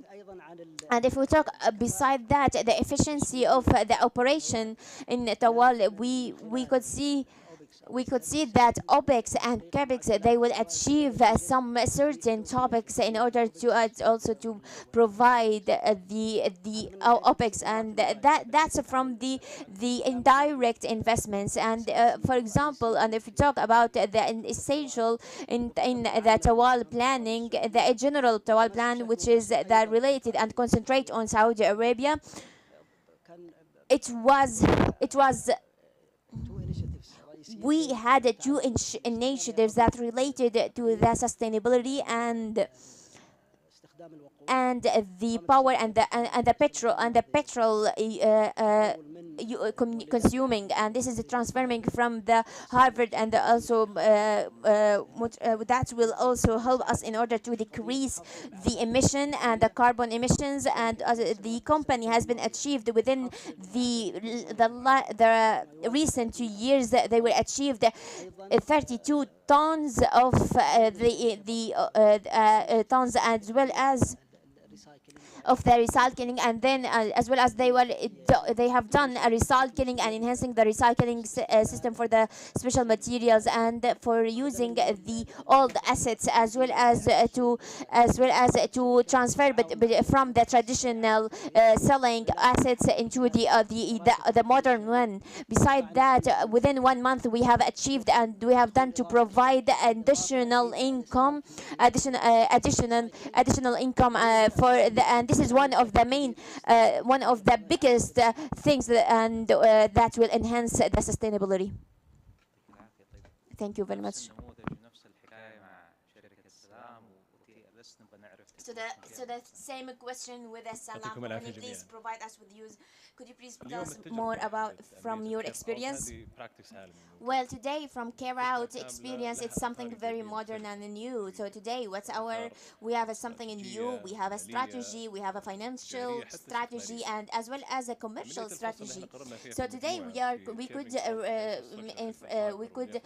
concentrate and separate between we made separation between the from our company, and this part will concentrate in order to provide the commercial services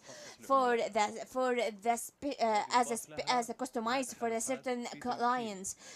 Beside that, also we have enabling of the technical of the future techniques.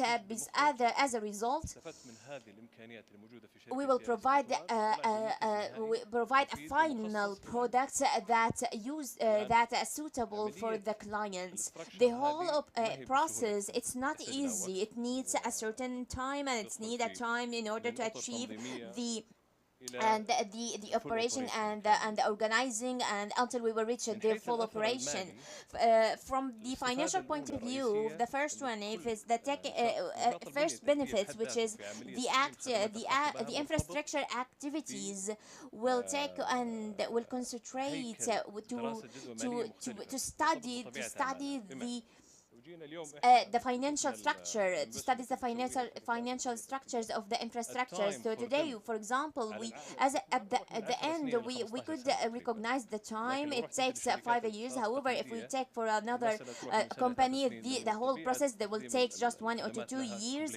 It's indeed with the whole details outside. So, for example, if we talk about the aspects that related for the commercial model, that we could recognize each of the companies, they will concentrate for the services, for the direct on the direct services.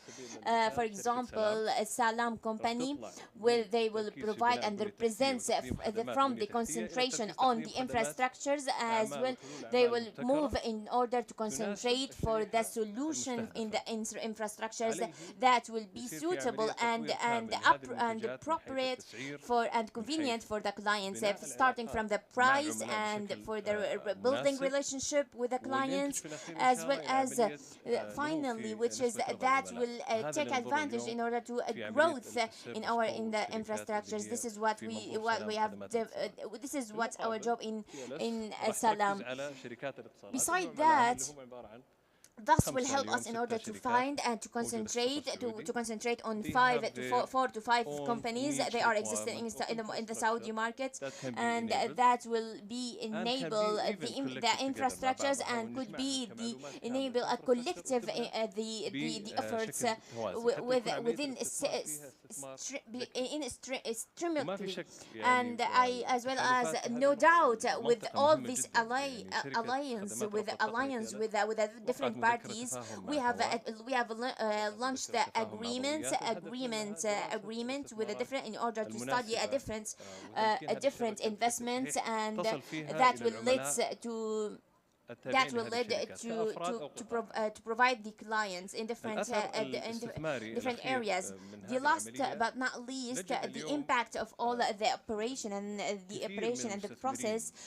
Today we could see a lot of investors. They are targeting the infrastructures in order to invest in the infrastructure, since we have a transparency of the infrastructures, as well as we have a transparency of the revenue. Since we say that this revenue in a long term, 5 to 6 years, this will increase the multiples or the revenue of or the value of these companies in the market. Besides that, today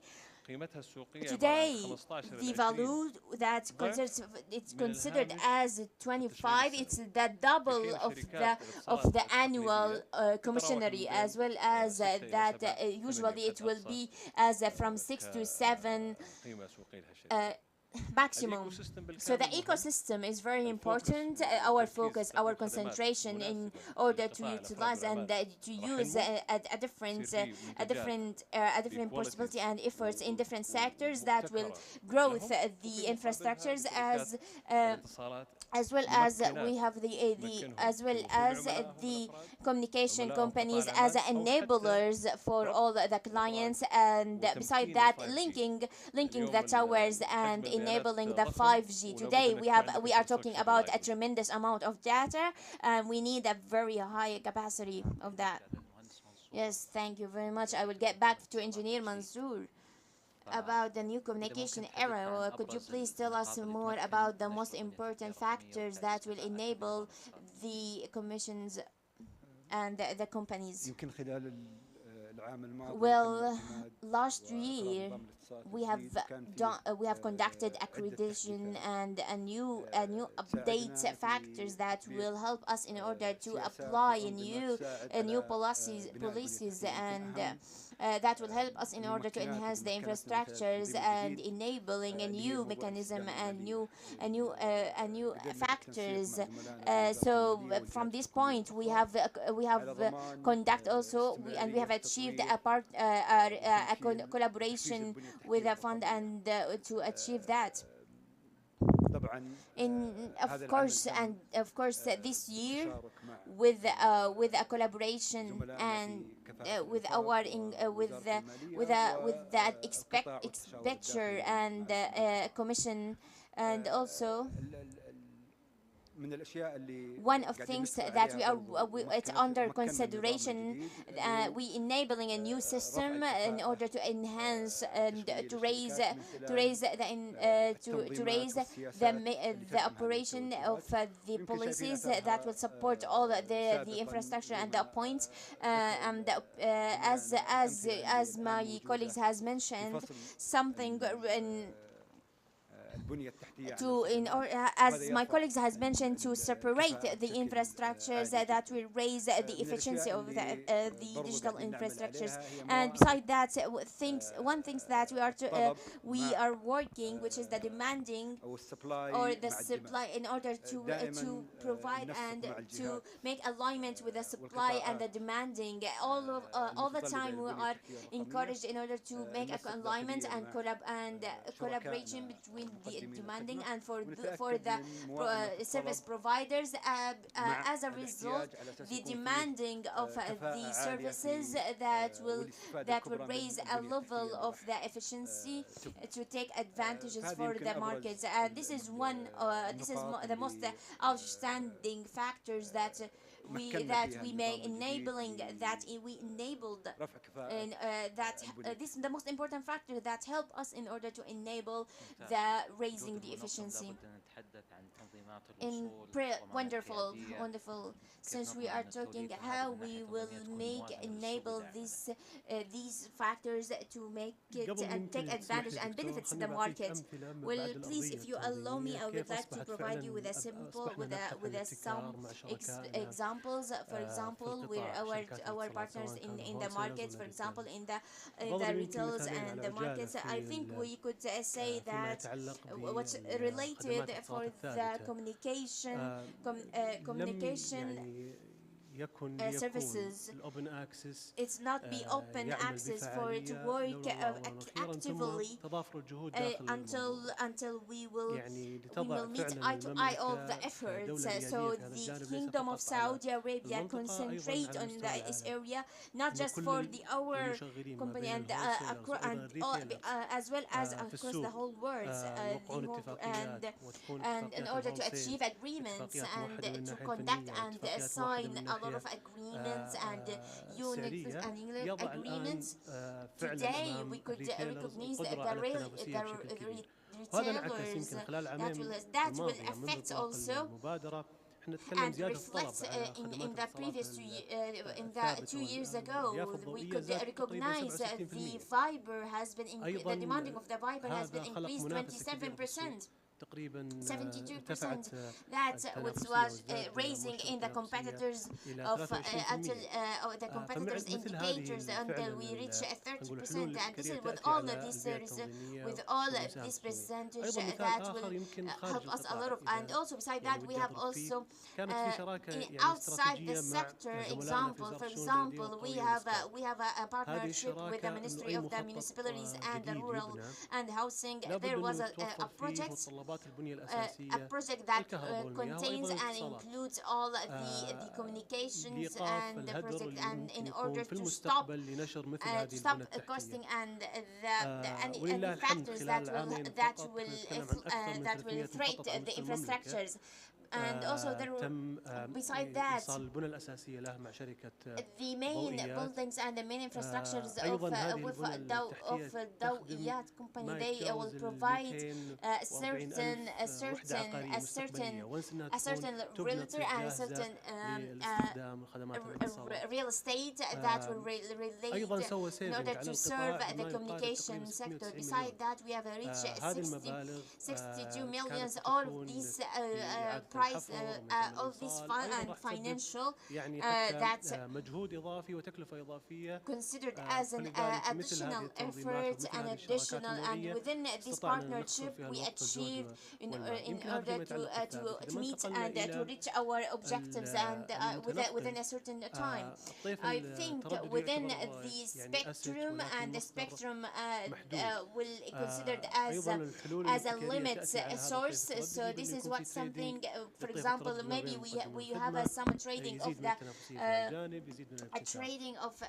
spectrum, and the last but not least, which is the moving, I would like to provide examples for the local mobility and mobile. This is what related the local mobile, which is that will not achieve any factors or any obstacles in the infrastructures, and hopefully that and we thank God that in 2021 there was we achieved our objectives in the mobility, and recently we have conducted a high speed of internet connection. We have recognized of today, so all today we could recognize all of these details. We will not find any of these achievements without any concentration from the whole partners, and from, for example, from the retail sectors, and for the service providers, and for the users as well. كلامكم عدم التامة هذا بيقودني اني اسال المهندس سعيد بالنسبه للتشريعات والتنظيمات اللي So that will lead me to Mr. Saeed regarding the legislation in the previous month. From your company, then what's the most important legislation it could be the main enabling factor? Indeed, the legislation is very high enabling in the Kingdom of Saudi Arabia, and they allow a lot of users and to enhance the infrastructures. The most important legislation and procedures and that we have conducted by the Commission of the Communication and the Information Technology, in order to provide and to allow for the infrastructures, the provider fiber or in the tower. Well, this is from the main point of on the other hand, that will help us in order to get deeper and to indulge ourselves in the market, as well as we were conducted alignments within the ministry and the commission. Also in light with this, we achieved also a partnership with the municipalities in order to assert a certain amount of information related to the towers. So no doubt that we need to provide and to provide any infection of the towers. And so I would like to highlight and to mention the Kingdom Trail. Then throughout this precision, this process, we could mention the big projects. They were main factors that contributed to share the services, especially in the suburban areas, and that will help a lot of the kingdom in order to reach higher and higher levels in different areas and different countries. Besides that, the ministry and the commission, they are continuing in that process and in that flow. One of these things that we are looking forward in order to add in the legislation, which is adding a new legislation related for the monitoring the participation that will help to achieve and to conduct a legislation in the real in the reality. And besides that, which is related for the lessons, and Tawal and other companies as well, as they were very encouraging to take to on reality in that, so and that help a lot the company to raise the growth. Besides that, one of things that we are concentrating and by the ministry and the commission, that which is related to services shares services in different areas and region, especially for the modern region. For example, instead of focusing or which is related for the area that needs more incentive or motivation factors on reality. So, for example, we could, on terms of revenue for the certain areas, this is in general way, and I think along the legislation is a very high topic, and I think the Ministry of the Communication and the Commission of the Communication, they are working very hard on that topic. No doubt, today the effort of the Ministry and the Commission very big, and however the challenges still existing, and within we are, as long as we are continuing our flow with the challenges are appearing in front of us. So the infrastructure, it's considered as accelerating and supporting process in order to enable the advantages in different areas and different regions, as well as to take advantage of special application and application, for example, new practices that we could see. And in the other hands, in the service provider point of view, we could say some of the procedures for providing the offers. We could see the vision, that this vision will enable the companies and concentrate on service providing, and however the competitors and the innovation factors, they will be ignored. So from that part, and from the other aspects, as well as we have, for example, the area, or this is a new technology, and this is a new techniques that we could see that will make efficiency in terms of the enabling the infrastructures. So thank you. So before I close this session, I just would like to end with one question for each one. So I will start with Mr. Said. So the same question for all of you. So today we talk about enhancing the infrastructure. So my question is for you with a one sentence. For example, if we are sitting the same we discussed the same topic in next year, so what's your role is going to be? What's your question will be?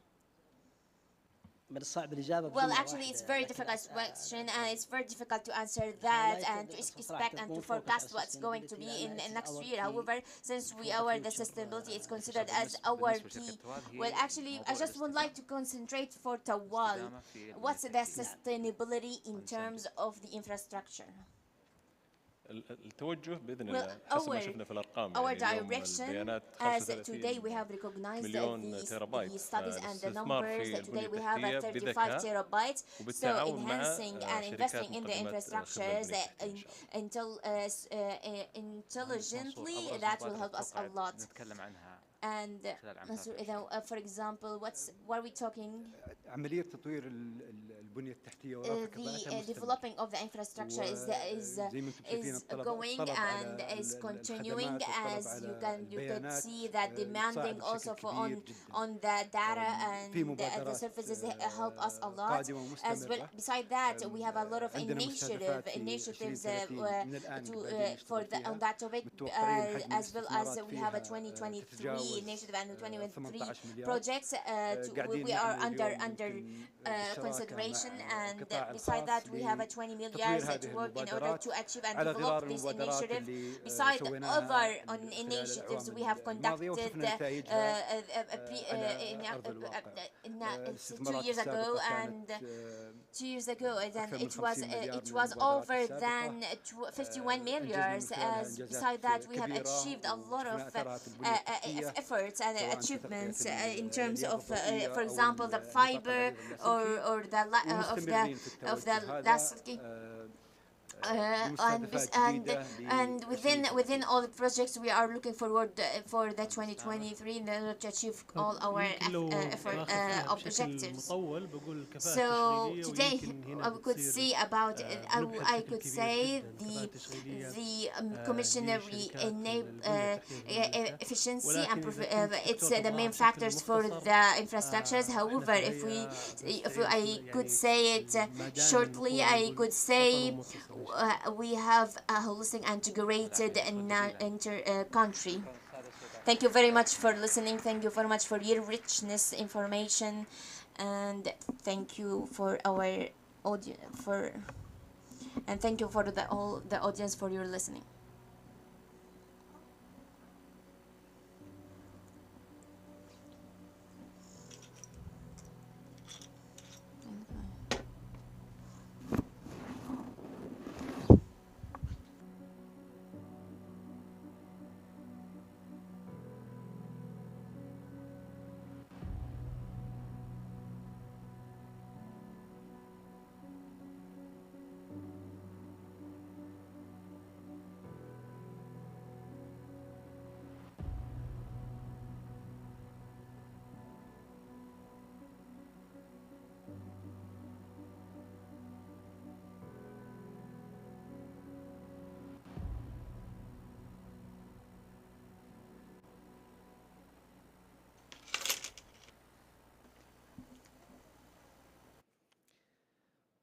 ضيوفنا الكرام انتهى Honored guests, we are reaching the end of this today for this forum, and this is our second edition of this forum. Hopefully we will meet you next year in 2024. Thank you very much for listening and for your attending. Your highly attention, much appreciated.